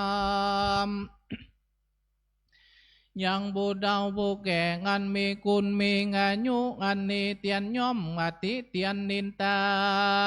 ต้านผู้อื่นด้วยกรรมร้ายมากนักแน่นอนเล่าแลนาเตียนย่อมบรู้จักบุญจักกุลธรรมแห่งพระพุทธธรรมบาสังฆาเหตุดังอันเหตุตั้งหลายมวลฝูงนี้กว่าจะเกิดมาคือเป็นมาเพื่องอันแลนาในกาลนอนพระญาอินตาก็ซ้ำทำพระพุทธเจ้าวันดังนี้บันเทวะกังวางการแด่สัพพัญญูพระพุทธเจ้าเทวบุตรตนนั้นเองก่อนจักได้เกิดมาเป็นคนหูหนวกก่อนโดยปามบางกรรมวิบากอันใดจะพระพุทธเจ้าจริงกล่าวว่าดูกรามังลาจะเทวบุตรตนเองเกิดมาเป็นคนมาก่อนวันนั้นใดเป็นคนเข็นใจมากนักก็นั้นมันก็จักได้ประกอบไปโดยใจใส่ศรัทธา ด้วยศรัทธาจักใครฟังธรรมเทศนาว่าสันนั้นแล้วก็ไปสู่ยังที่ฟังธรรมแล้วมันก็นั่งกวนดีอยู่แห่งตนนั่นแล้วมันก็เงียเป็นประโดดจะดังจักฟังธรรมนั้นในที่นั้นธรรมกาธิกาเทศนาธรรมแต่ดังอันปุกกลาผู้นาน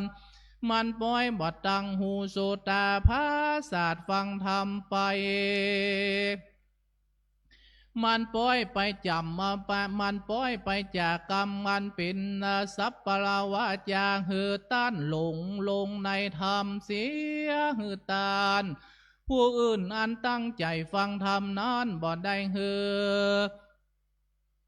มีสติและหืนใดหลงลืมไปด้วยกวนเก่าทำเสียเหตุดังอันเตวามบุตนเนยังได้มาบังเกิดเป็นคนดันหูหนวกเบื้องอันและนาตินันปัญญาอินตาจิงสัมไว้พระพุทธเจ้าวันสันเนพันเตภกวาข้าแห่งสัพพัญโยพระพุทธเจ้าเทวามบุตนเนก็จักได้ไปบังเกิดนั้นเป็นคนตาบอดแต่ต้องแม่ออกมาด้วยปาปกรรมวิบากสันใดจาพระพุทธเจ้ากล่าวว่าดังเนโดกาลามังอาลาจเทวบุตรนี้ได้เกิดมาเป็นคนหูหนวกตาบอดมาตั้งแต่ต้องแม่มันดา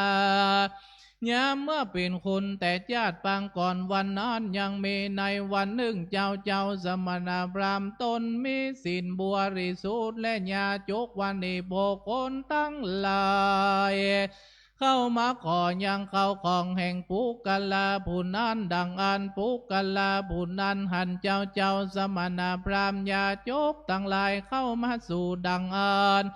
มันก็เบ็นนานีเสียมบอดสู่เรือนแห่งตนแล้วแมนมาหามันก็นั่งอยู่บ่อปากยันจางอันและนาเหตุดังอันเทวมบุตรนั้นก็จักได้มาบังเกิดเป็นคนนั้นพระศาสตาบ่ได้หันตั้งแต่ต้องแม่มันดาเพื่ออันและนาสโกอินตาทิปติลาจากันว่าได้ยินคำแห่งพระพุทธเจ้ากล่าวสันนั้นแล้วก็ซ้ำถามไปสาว่าพันเตภกวาการแด่พระพุทธเจ้าทำอันใดจาพระพุทธเจ้าอันใดจักรักษาเทวบุตรนี้ทำอย่างใดจาจักหือเป็นติจังติเปิ้งแก่เทวบุตรนี้หือตั้งมั่นอยู่ยืนยาวในเทวโลกที่นี้แหละจา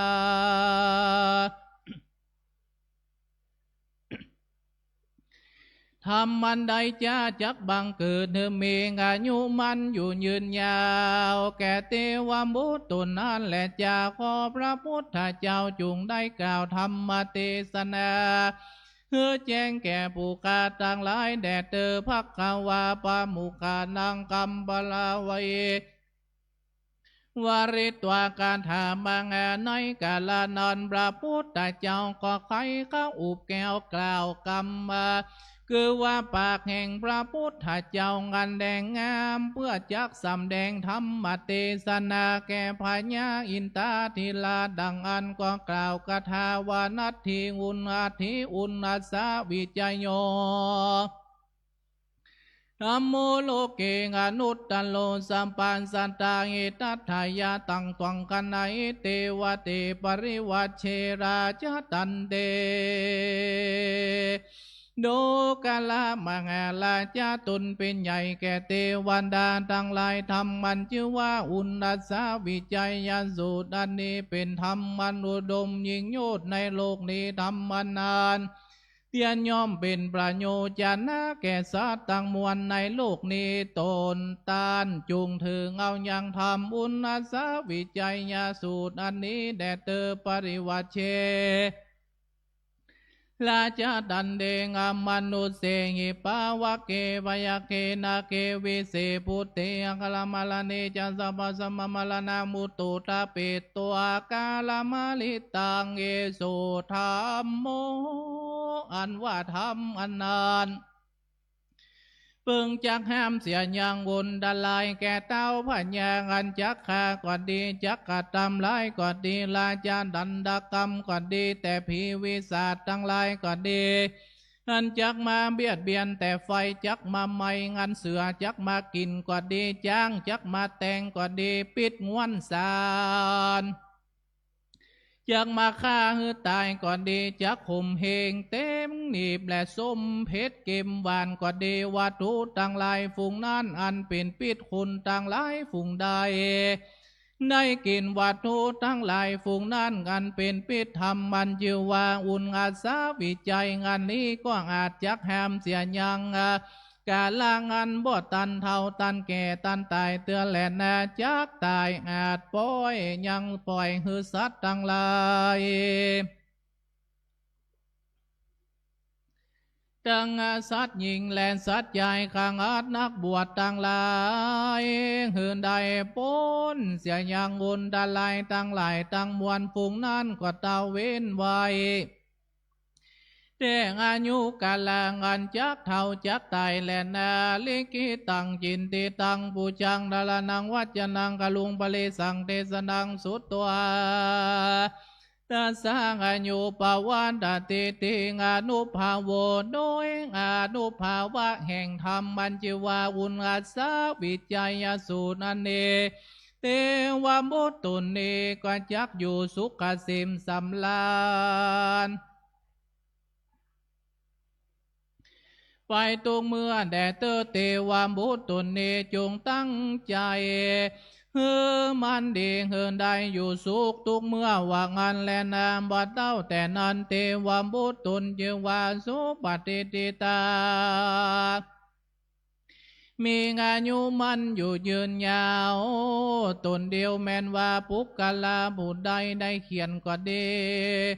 ได้ลำพึงก็ดีได้ละนึกเกิดในใจก็ดีได้สังวาสวาติญายก็ดีไว้นบคมยำสันดาบรับฟังธรรมเทศนาแต่นักป่าเจ้าต่างหลายตนมีปัญญาก็เทศนาก็ดีปุกกะลาคนตั้งหลายฝูงนั้นก็จักมีงานอยู่มันอยู่ยืนยาวจำเลินโดยสุขทุกเมื่อและนาเป็นดังพระพุทธเจ้าเทศนามานิเตและนาสกัดว่าพุทธรัตนังโอสัทธังอุตตมังวลังเอตังโยปุกกะโลงันว่าปุกกะลาผุนใดสกัดว่าไว้นบขบยำพุทธรัตนังยังพระพุทธเจ้าตนพระเสริฐยิ่งนักพระพุทธเจ้าตนนั้นโอสัทธังก็จักเป็นอย่างอันอุตตมังอันอุดมยิ่งนักวรังอันบาเสริฐยิ่งนักพระพุทธเจ้าตนนั้นนิตังเฮือเป็นประโยชนะเทวมนุษย์สานังแก่คนและเทวดาทั้งหลายโสเทอันว่าความสวัสดิ์แสดงโอโตจุงมีพุทธเตเจนะโดยอนุภาวะแห่งพระพุทธเจ้าตนนั้นสัพเพอุปันตวางันวาอุปันตวากังวลอนทลายต่างหลายต่างนานาวินานสันตุก็จะระงับกับหายเสียงไปทุกแห่งอันว่าทุกทั้งหลายบูปัสสมเมนตุเตงก็จะระงับกับหายเสียแก่ตันตัสสาผู้แก่ปุกกะลาคนต่างหลายฝูงนางสักกัตวาธรรมรัตนังโอสัทธังอุตตมังวลังโยปุกกะโลงันว่าปุกกะลาผู้ใดไว้นบขบยำปุจจาธรรมมันพระพุทธเจ้างันประเสริฐยิ่งนักธรรมมันนั้นก็จะเป็นอย่างันประเสริฐอุดมยิ่งนักปาริ ลางอุปาสมาเตียนย่อมหลังอาบดับเสียยังอาภัยยากอันร้อนข้าให้ในใจด้วยติจางอนุภาวาแห่งธรรมตั้งหลายสุดที่นางอันว่าความสวัสดีโงดนี้ก็จักมีสเปอุปัทวาอันว่าภัยญาตั้งหลายเปียที่ตั้งมวลกว่าจะลังอาบกรรมหายไปเสียเตตัสสะแก่ต้านแดดเตอสักกัตวาสังครัตนังโอสัทธังอุตตมังวาลังโยปุกะโลอันว่าปุกะลาผู้ใดได้กระทำไว้สักกะลาปุจจายังเกี่ยวตั้งสามประการนั้นพระเสริฐยิ่งนักเกือว่าพระธรรมจารสังฆานั้นด้วยเตจังอนุปาวาแห่งสังฆาอันว่าความสลิสวัสดีโหโตจุงเมสัพเปอุปาทวังอันว่าอุปาทวังกังวลอุนทรายต่างหลายต่างมวลก็จะลังอับกับหายเสียเตตัสสะแก่ตานแดดเตอโยปุกกะโลกันว่าปุกกะลาผู้ใดยังเปียที่บรังงามดับให้ดังอันโซปุกกะโลกันว่าปุกกะลาผู้นั้นจุงเฮือเข้าจุงเฮือชีวิตปิ่นตานคือว่าปล่อยสัตว์ทั้งหลายเฮือจ้างนำนาเขาก้าคิงแห่งตนกวนเดเฮือปิ่นตานดังอันเรียกว่าปุกกะลาผู้นั้นในเฮือชีวิตปิ่นตานตันตาตันตัสสะในเมื่อปุกกะลาผู้นั้นเฮือชีวิตปิ่นตานดังอันอายุแห่งปุกกะลาผู้นั้นก็จักมันยืนยาวมีวันนาเนื้อตอนอันเรางามมีสุขเกษมสำราญด้วยติจังอนุภาวะแห่งตนใดคือเขาชีวิตปิ่นตาและนาสาโกเทวสัตถิงพระกังวันโตธรรมังสุตวาปุณณาเตพุทธาลัตตปาเนงายุปฏิลัมปฏิสักโกพญาอินตาธิราชาปฏิเจ้ากามตังเตวามุตุนจิวาสุปฏิทิตานันไดจากเสียงชีวิตใน7 วันได้ฟังธรรมเทศนาชื่อว่าอุณาสาวิจัยงานสำแดงงานในสำนักแห่งพระพุทธเจ้าก็มีงานยุมันอยู่ยืนนานโดยภาลบุญดันได้หือเข้าชีวิตเป็นตานุปัตวะกังวลตั้งมวลก็ลังอาบกาบเสียแก่ปุกกะลาผู้นั้นอันก็ตามธรรมเทศนาอันชื่อว่าอุณาสาวิจัยยสูตรอันนี้แต่จริงแลนาในเมื่อแล้วธรรมเทศนาอุณาสาวิจัยแต่ปากแห่งพระพุทธเจ้าสนันพระญาอินตาและเทวามุตุนชื่อว่าสุปฏิทิตาก็ได้เป็นประธานแก่เทพยดาต่างหลายก็มีใจจมชื่นยินดีปิติมากนักแล้วก็ตั้งอยู่ในมักกะพลาผลตั้งหลายมีต้นว่าสุตาปฏิมักกะก็มีวันนั้น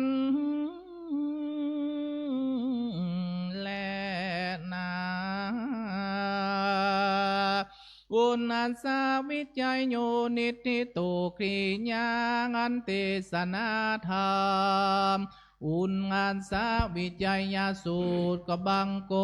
มสมเลสเด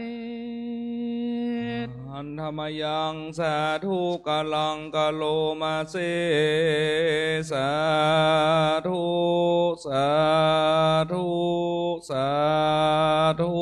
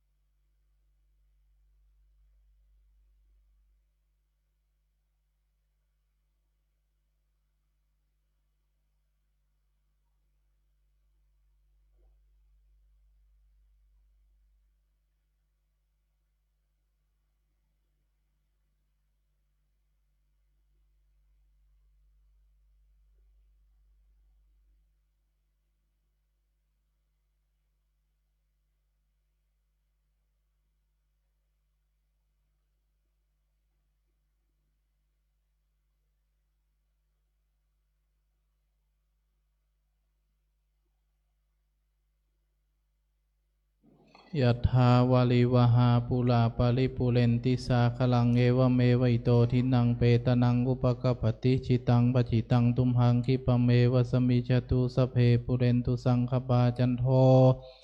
ปนาลโสยถามณิโชติลโสยถาทีฆากาลบัดนี้ก็เป็นวันดีที่เทียนวิเศษเหตุว่าหมายมีเจ้าสมณสัทธาพระเดชพระคุณหลวงพ่อท่านเจ้าคุณพระสุวรรณเมธีเจ้าอารามมาธิปติวัดพระธาตุเจ้าสีจอมตองรองเจ้าคณะจังหวัดเชียงใหม่ได้เป็นเก้าพร้อมโดยศิกสมโยมเจ้าภิกขุสามเณรจุตนจุองค์หนหน่อยห้องไปนอกใหม่มีครูอุปถากสันนิบาตตานเข้าจุหนุ่มเท่ายิงใจตั้งวันตกวันออกขอกไตละหนเนื้อตีนจองรองวัดได้สนองคงควายตกแต่งแปลงพร้อมน้อมนำมายังไตยวัตถุตานปูจาปธรรมเทศนาจิวะอุณหัสสะวิจัยญาสูตรขอกุศลส่วนบุญตานันนีภายแผ่ไปหายังสัมปดาวงศาญาติกาเผ่าพันธุ์วงศาพ่อแม่พี่น้องผีแต่เก่าน้องเมินเจ็ดเจ็นขคุณเป็นเก้าเก้าเจ็นขคุณเป็นแดนแสนเจ็นขคุณเป็นขนาดขอจุงบุญนี้จุงกับกายเป็นสเปาคำลำประเสริฐนำไปเกิดเมืองสวรรค์พ้นละบุญพันหันต่อหน้าแม้นว่าอยู่ไกลสุดวิสัยไปบลอดคอนเจิญเต็บใต้มเหสีขาตนไม่เลีดนำกุศลผลบุญตานันดีไปจูจอดลอดถึงตึงตันไปลอดมาเจ้าได้เป็นข้าวงายไปลอดมาควายกับการแผ่นเสื้อแผ่นผ้าไปลอดมาลูนปุดลาเป็นข้าวติบนำติบสิบประการเครื่องอลังการกับตนตัวนั้นจุงจังมีเตียงแต่ดีลีกุศลผลบุญนันนี้จุงภายแผ่ไปหายังป่อเกิดแม่เกิดเจ้ากรรมนายเวรนวเคราะห์เจ้าตั้งหลายสัตว์นั้นอยู่ในน้ำอยู่ในดินสัตว์สี่ตีนสองตีนสัตว์มีปีกหลายจ้าสัตว์นั้นอยู่อากาศกลางหาวตัวยาวตัวสั้นนปาทาโกสัตว์นั้นหาตีนหมอมีเลี้ยงอินทรีย์ตามจาดปะหูปาโตสัตว์มีตีนอันมากอันลายศรัทธายิงใจตั้งหลายได้สัมได้กล้ากำกวนตีได้ด่ามาบุบตีอินทรีย์ก้อยกาดชีวิตจากตัวตายโดยเตเจ้าบุญเจ้าทั้งหลายได้มาเสวยกุศลพ้นโตรุกโผดคุณนาเป็นเตบุตรเทวดาตนพระเสด็จเยมากีกำไกเวนรูปลำเลี้ยวดองผ้าตุนแก้วเตสนาวัสเพสตาเวลาหุนตุสุขีตานังปริหารันตูนั่นจุงจังมีเตียงแต่ดิลีกุศลผลบุญนันนี้บางพ่องภายแผ่ไปหายังเตปบุตรและเทวดามีภูมิเทวดาลูกค้าเทวดากาสะเทวดาพญาอินพญาพรหมพญายมมราชคุณนักน้ำปรมัยไอสวนนางธรณีสีกุตามาตตนจำบุญจำบาปตนจำน้ำหยาดและไม้ตานในหนังสือ32ตนจุงมาจดเอาลายไม้เอาชื่อพระเดชพระคุณหลวงป่อท่านเจ้าคุณพระสุวรรณเมธีพร้อมโดยศิกสมโยมเจ้าจุตนจุองค์และศรัทธาสันนิบาตตันเข้าตันตั้งไลไว้ในสุวรรณปัตตาหลาบเงินหลาบคำสนามจำจื่อไว้ตกน้ำอย่าฮือไหลตกไฟอย่าฮือไหม้สายญาอิวะมันดังลมเงาไปใจกุศลผลบุญตานเตรียมเนี่ยเตรียมตนนั่นจุงจังมีเตียงแต่ดิลีสัพปีติโยวิวัชชันตุสัพพโลโกวินาศตุมาเตภวัตวันตรายโยสุขีติกาอยู่โกภวะพิวาตานาสิริสนิจังวุธาปจายโนจตาโลธรรมาวดันเตงายุวันโนสุขังปาลังสาธุสาธุกองจักดิ่งก็ดื้อ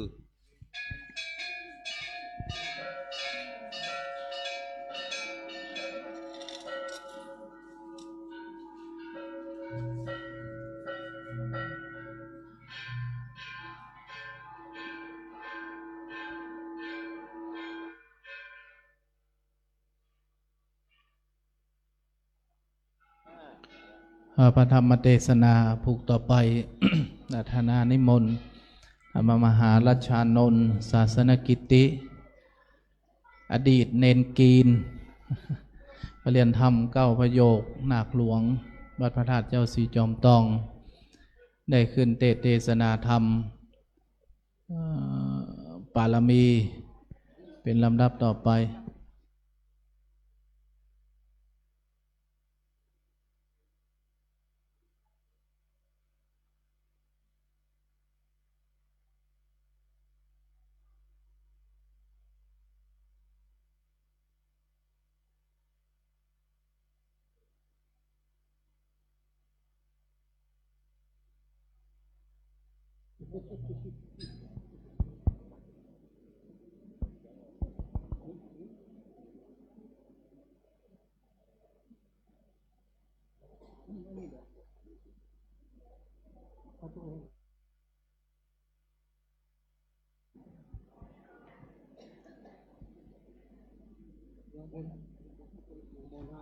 นิพพา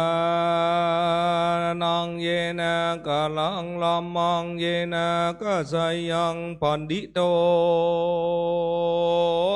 ตังโนมะกังโอเตสิตุงธรรมังธรรมแมมุตตะมังพระจังอลาทนังกะโลมา นะโมตัสสะภะคะวันโตอะระหะโตสัมมาสัมพุทธัสสะเอวัมเมสุตังเอกังสัมมายังภังกวาราจากะเฮวิหาลาติกินจากุนเตปะพันเตตราตาโคภะกวาภิกขุนังอาราภกาเทสิสาทาโวดุลาสปุลิสัตตังลายต่างยิ่งใจมวลหมู่อันพร้อมนาอยู่ฟังธรรมจุงปากันจำฟังที่ดังเราจากจีจากใครลำดับไปนาบาดนี้และนาเอกังสมายังมีในกาลาคาสมัยกาลาขับหนึ่งพระพุทธเจ้าพงสำราญอยู่ที่ในแก้วกูเนื้อเขาคิดชากูดนั้นมีจิมไก่เมืองราจากาหนากรกับด้วยอาลาหันตาเจ้าปัน250 ตนก็มีแลตัดสามิงคันเนในคณะนันลาโวมหาสาลีมุเทลาเจ้าก็ย่อมือกลมเก่าธรรมราพุทธเจ้าว่าพันติภาคาวาข้าเดพระพุทธเจ้าอันว่าป่าลำมีปัญจันยังมีกุลนันพระเสด็จลำเลิศแก่สัตตโลกสงสารดังเลือจาขอลาธานาพระพุทธเจ้าติสนาภัยโพดเปลืองเฮอเป็นประโยชน์แก่สัตตาโลกต่างหลายไปนาแดตืออาทาโคภาคาวาอันว่าพระพุทธเจ้ากันมังหาสาลีปุตตะถิ่นเจ้ามากลมเก้าอาลาธานาขอเทศนาธรรมดวงประเสริฐพระก็มีกรรมบังเกิดเมตตาจิงตั้งเก้าเทศนาวานามาโดราตานาตายังตานาปาลามิโยโสภกวาเยติปิตานาอุปัมปาลามิโยโสภกวาอิติปิตานาปาลามาตาปาลามิโยโสภกวาอิติปิศิลาปาลามิโยโสภกวาอิติปิศิลาอุปปาลามิโยโสภกวาอิติปิศิลาปารามาธาปาลามิโยโสภังกาวาอิติปิเนคัมมาปาลามิโยโสภกาวาอิติปิเนคัมมาโอปปาลามิโยโสภกาวาอิติปิเนคัมมาปารามาธาปาลามิโยโสภกาวาอิติปิปัญญาปาลามิโยโสภังกาวาอิติปิปัญญาอุปปาลามิโยโสภควาอิติปิปัญญาปารามาธาปาลามิโยโสภควาอิติปิวิริยาปาลามิโยโสภควาอิติปิวิริยาอุปปาลามิโยโสภควาอิติปิวิริยาปาลามาธาปาลามิโยโสภควาอิติปิขันติปาลามิโยโสภควาอิติปิขันติอุปปาปาลามิโยโสภควาอิติปิขันติปารามาธาปาลามิ โยโสภะคะวาอิติปิสัจจาปาลามิโยโสภะคะวาอิติปิสัจจาอุปปาลามิโยโสภะคะวาอิติปิสัจจาปารามาตาปาลามิโยโสภะคะวาอิติปิอาดิฐานาปาลามิโยโสภะคะวาอิติปิอาทิฐานาอุปปาลามิโยโสภะคะวาอิติปิอาทิฐานาปารามาตาปาลามิโยโสภะคะวาอิติปิเมตตาปาลามิโยโสภะคะวาอิติปิเมตตาโอปปาลามิโยโสภะคะวาอิติปิเมตตาปารามาตาปาลามิโยโสภะคะวาอิติปิอุเบกขา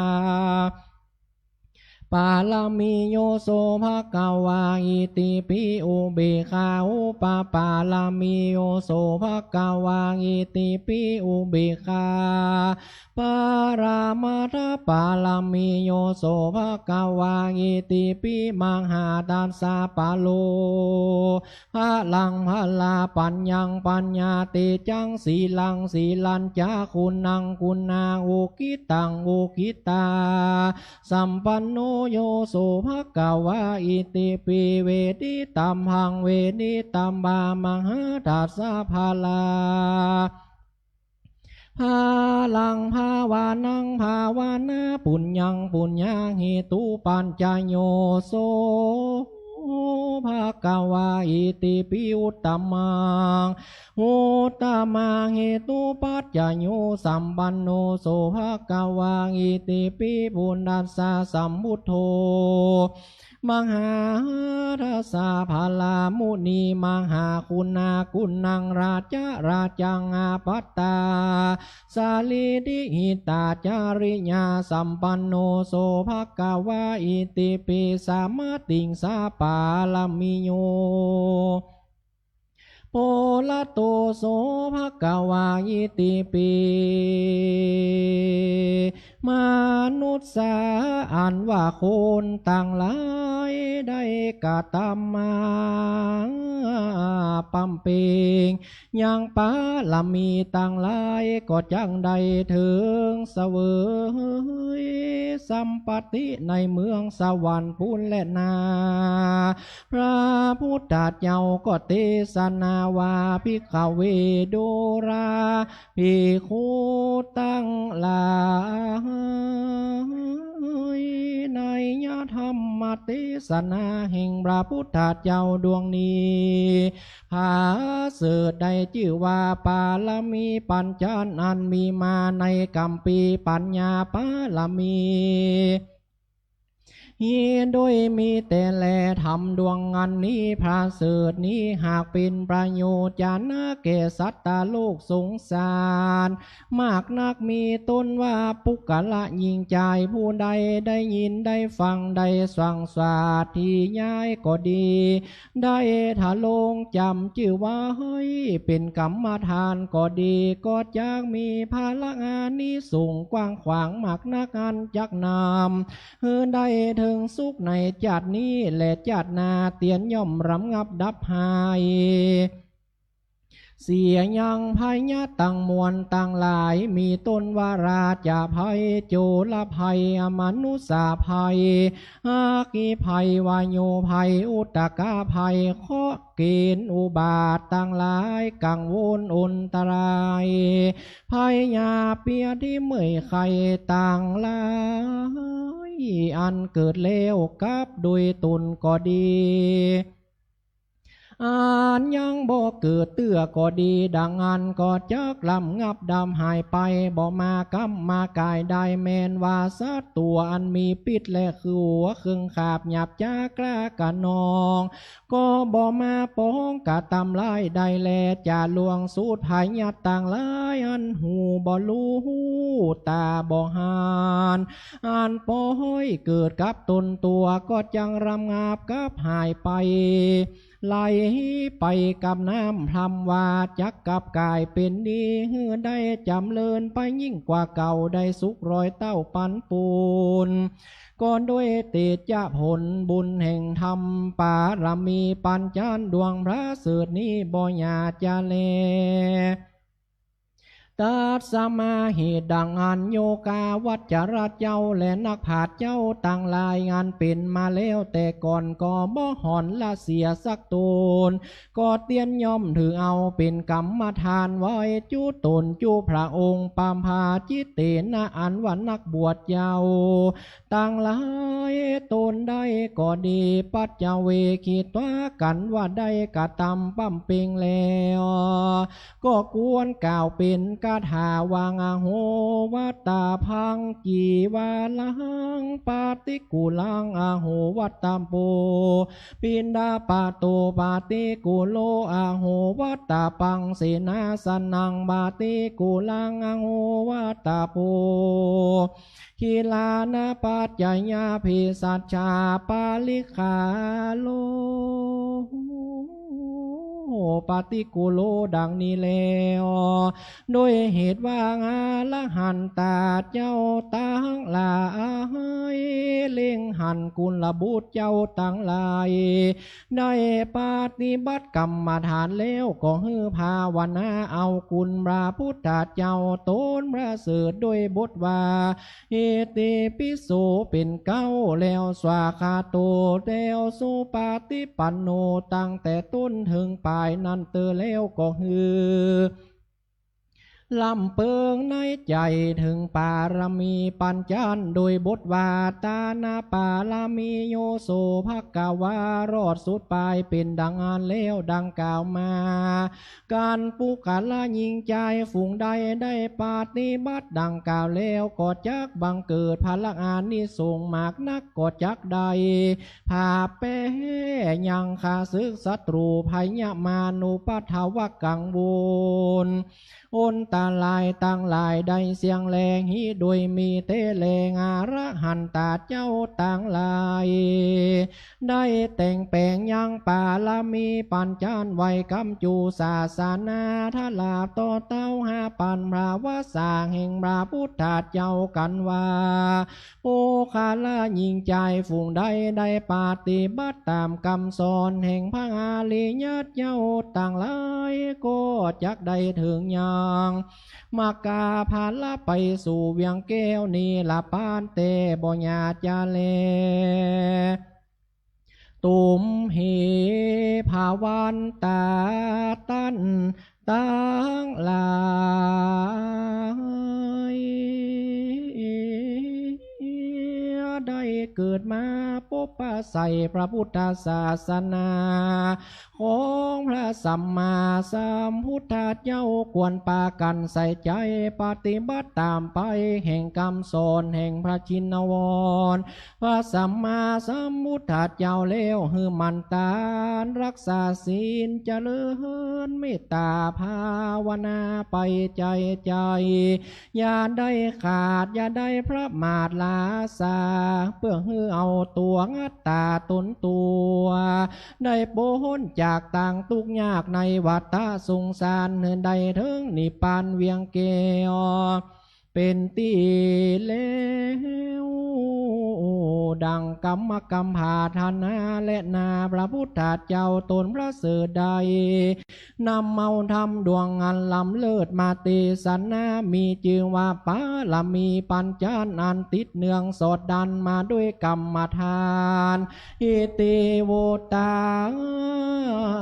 ปกาเลนะก็มีโดยภาการดังกล่าวมานี้แหละนาสหัสสามปาลามีบุญนาคุณนางนิติตากริยาอันกล่าวยังปารมีปัญจานก็บังคมสมเลสเดชนามยังสาธุกรังกโรมาเสสาธุสาธุสาธุพระธรรมเทศนา ปารมีปัญจันทร์เทศนาโดยท่านพระมหารัชานนท์ ศาสนกิตติเปลี่ยนธรรม9 ประโยคนาคหลวงวัดพระธาตุเยาสีจอมตองได้เทศนาธรรมจบลงไป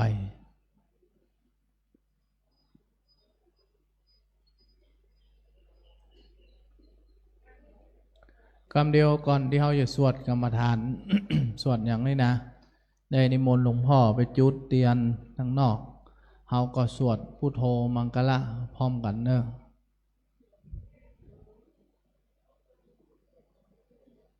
ใครที่หนังสือหายก็ยืมเขาก่อนที่สวดได้ก็สวด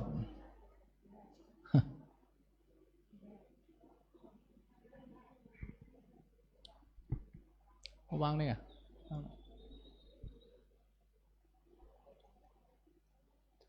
ญาติโยมเข้ามาเลย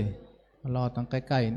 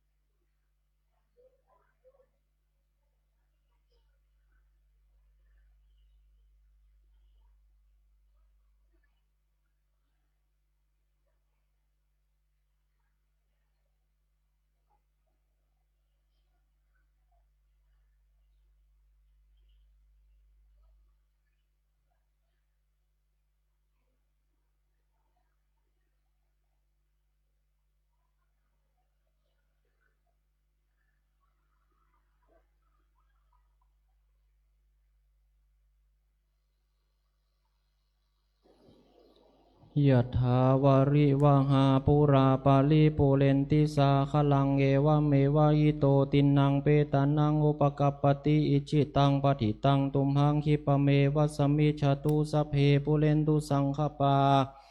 จันโทปนาลโสยะถามณิโชติลโสยะถาเอวังโหตุดิแลจะในวันนี้ก็หากเป็นวันดีดิถีอันวิเศษเหตุว่าวันนาสาลหปุจจาก็ได้มาจุจอดหลอดตึงถึงยังเจ้ามูลศรัทธาสมณศรัทธาภายในไม่มีพระเดชพระคุณหลวงพ่อตั้นเจ้าคุณพระสุวรรณเมธีเจ้าอาวาสวัดพระธาตุสีจอมตองพร้อมเป็นเก้าเป็นประธานพร้อมด้วยพระภิกษุสงฆ์องค์สามเณรจุตนจุองค์ไปนอกไม่มีคณะศรัทธาอุบาสกอุบาสิกานอนวัดกูคู่กูคนก็ได้มาสนงคงควายตกแต่งเป่งพร้อมน้อมนำมายังอาคีมัทูบุภาราจาดวงดอกเขาตอกดอกไม้ขีลานปัจจัยไตยตาลมาทำบุญในวันสำคัญในวันนี้วันอาสาฬหปูจาเป็นวันเกิดขึ้นแห่งพระพุทธเจ้าพระธรรมเจ้าพระสังฆเจ้าครบไตรรัตนะ3 ประการศรัทธาตั้งหลายก็มีเอกฉันทะพร้อมมายื่นน้อมถวายทานปูจายังพระธรรมเทศนาชื่อว่าปารมีปัญจันเป็นทานที่องค์สมเด็จพระสัมมาสัมพุทธเจ้าได้ทัพปนาตั้งไว้ศาสนาฮืออยู่กำจูยังในโลกนี้5 ปันภวสาก็ขอกุศลส่วนบุญทานที่คณะศรัทธา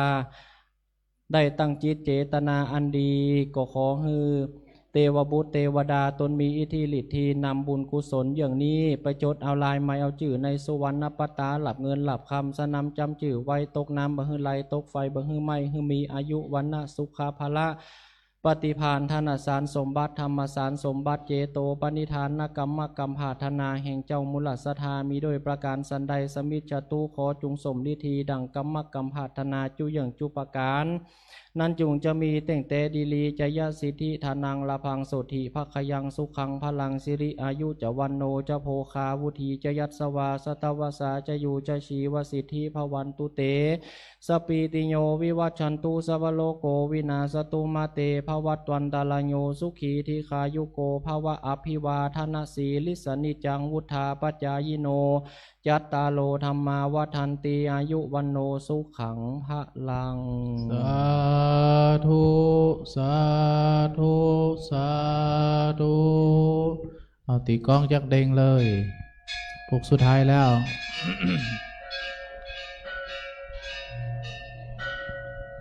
อ้าวขโยมเข้ามา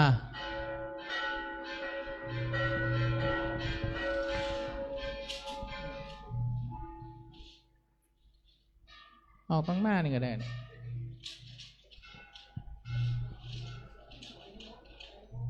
เอาเลยขโยมเก็บครัว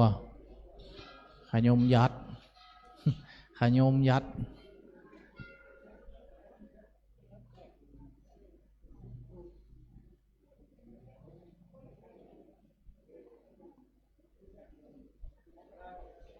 เดี๋ยวกะเอาขอนแก้วเข้ามาก่อนเอาขอนแก้วเข้ามาก่อนเคลียร์ตีนี่ก่อน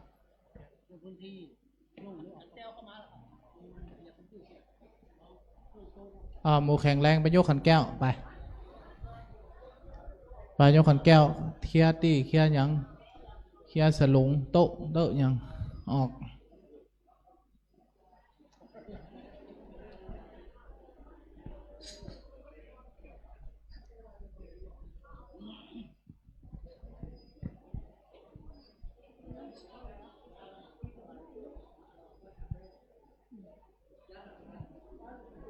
เอาขามาด้วยนะ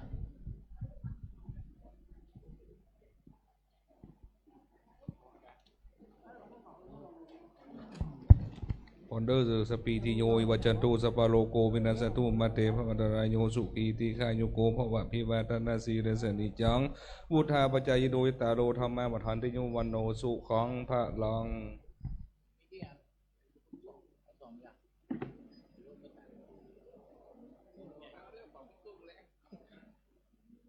ลงล็อกมันกันลงละ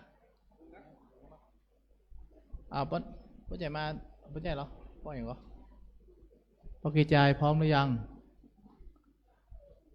ไปหน้าก่อนพร้อมแล้วเนาะอันนี้ไปเขาจะได้กราบพระราชทานนิมนต์พระเดชพระคุณหลวงพ่อได้จุดเตียนตีหล่อที่ยังตุลุงลบให้ก่อนตุลุงมินลบให้ก่อน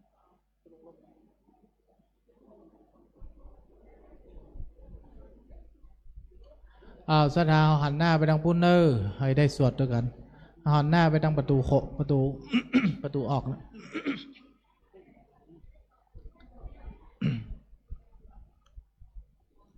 หันหน้าอธิษฐานนั่นเด้อขอให้ความรุ่งเรืองไรขอให้ความมดความใสอยู่บังเกิดกับตัวกับตนอันไหนที่มันขุ่นมันมัวไปก็คือมันแจ้งมันไฟใสอย่างน้ำนี่ไปตอนนี้อธิษฐานไม่ได้ใจเนอถ้าพร้อมแล้วก็บอก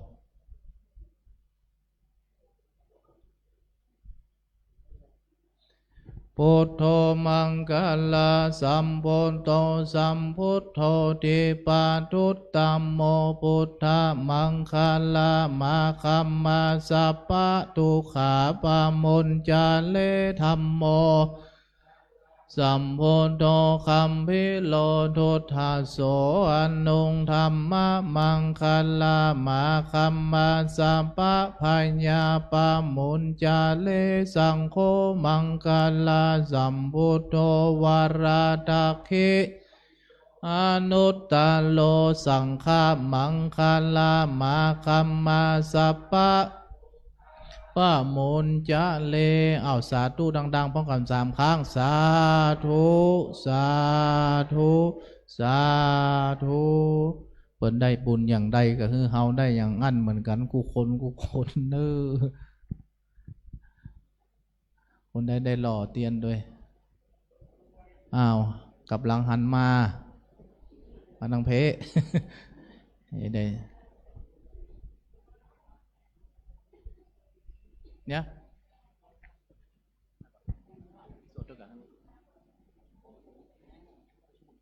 สุดกัน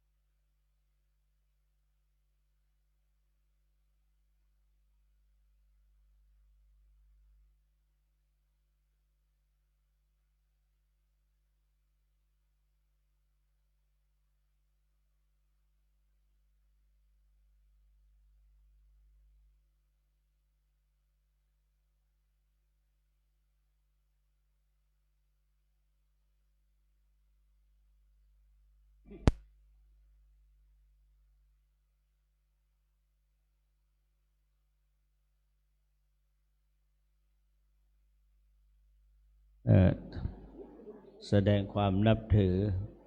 ท่านพระครูพุทธศาสตร์สุประดิษฐ์ผู้ช่วยเจ้าอาวาสพระอารามหลวงหลวงพ่อเบญจมินทร์ท่านมหารัชชานนท์ศาสนกิตินาคหลวงศรัทธาสาธุชนทั้งหลายทุกท่านวันนี้ทำ5 ผูก5 ผูกที่1คือธรรมจักรปวัตตนสูตรผูกที่2อุณหสวิจโยไม่ใช่หรอสังกหะมีคาถาว่าโอเปกโอมพุทธมาโออย่างก็โอมติปมันตังโอมติปมันตังสกังหามังสดับเรียนกาบวานลูกมันเปลวไฟสลีกันใจเทียนนี่ภาพเมืองผีมาจูดาววลูกกี่เจนเต้าภาพกินมาเป็นต้นสมัยอาตมาเมื่อก่อนรับตาว่าได้อาจารย์นั้นก็มาทำสลากะลิเจ้าคุณอมระได้เทศสลากะลิเป็นสืบเจตานั้นมาก็ทำอุณหสวิจโยทำอุณหสวิจัยนี่เป็นเทพสุปฏิทิตาเทพบุตรได้ทราบว่าตัวเองเนี่ยตายไปนี่จะได้ไปเกิดมรณะได้เกิดมาสุดท้ายเกิดมาเป็นหูหนวกตาบอดตกใจได้จำเริญเอาอุณหสวิจโยมาจำเริญก็ได้โป้นจากกรรมเวรเพราะนั้นเขาศรัทธาทั้งหลายว่าได้หรอกเอาหนังสือสวดมนต์อยู่คนเดียวก็นั่งฮัดว่าโอนาจะวิจัยโยธรรมโมโลเกอนุตตโลสัพพสัตตะเวลาเจ็บไข้ได้ป่วยก็เอาสักกะตัวพุทธะลัตตังโอสตังอุตตมังวลังหิตังเทวมนุสนังสักกะตัวพุทธะลัตตังเป็นพระพุทธโอสถธรรมโอสถสังฆโอสถเสกสักกะตัวใส่น้ำมนต์ดื่มเนี่ยฟังไปแล้วก็ใจได้อาตมา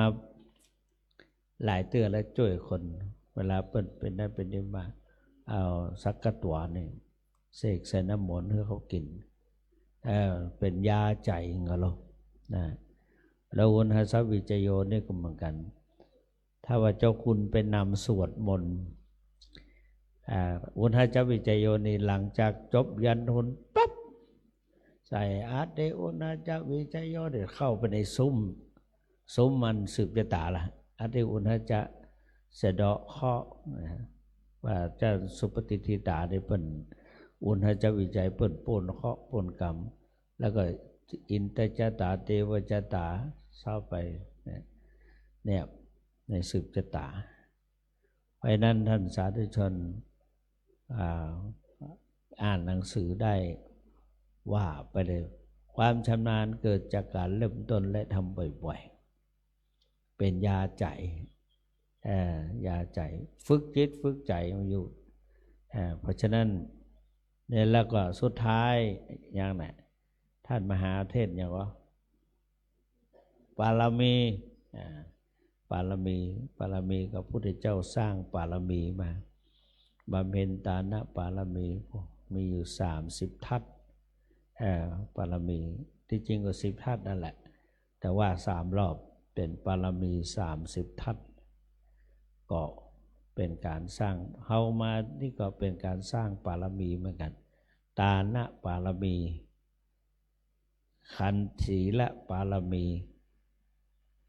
มานั่งโคตรของงอนโอ้ขันติปารมี แล้วก็มีสัจจะแก่ตัวเก่าสัจจะปารมีอธิฐานปารมีปัญญาปารมีจนถึงอุเบกขาปารมีก็สร้างไว้บำเพ็ญปารมีพระพุทธเจ้าก็สร้างปารมีจนถึงปาละนี่แปลว่าฝั่งถึงฝั่งแห่งพระนิพพานนี่มหาประโยคเก้านี่ถามนี่ตอบได้หมดนะฉะนั้นขออนุภาพคุณพระศรีรัตนตรัยและบุญญาปารมีที่ท่านศรัทธาทั้งหลายได้สั่งสมมาปกปักพิทักษ์รักษาทุกท่านตลอดถึงสมาชิกภายในครอบครัวขอให้ทุกท่านมีอายุมั่นแก่นยืนยาวบ่มีโรคภัยไข้เจ็บอยู่เป็นล่มโพล่มไทรของลูกเต้าเหล่าหลานเดินไปเบิ่นลูกเต้าเหล่าหลานก็มีความก้านกุ้งรุ่งเรืองประสบความสำเร็จในการดำเนินชีวิตเหมือนกันทุกท่านเถิดสาธุสาธุสาธุพระประธานจุดเตียน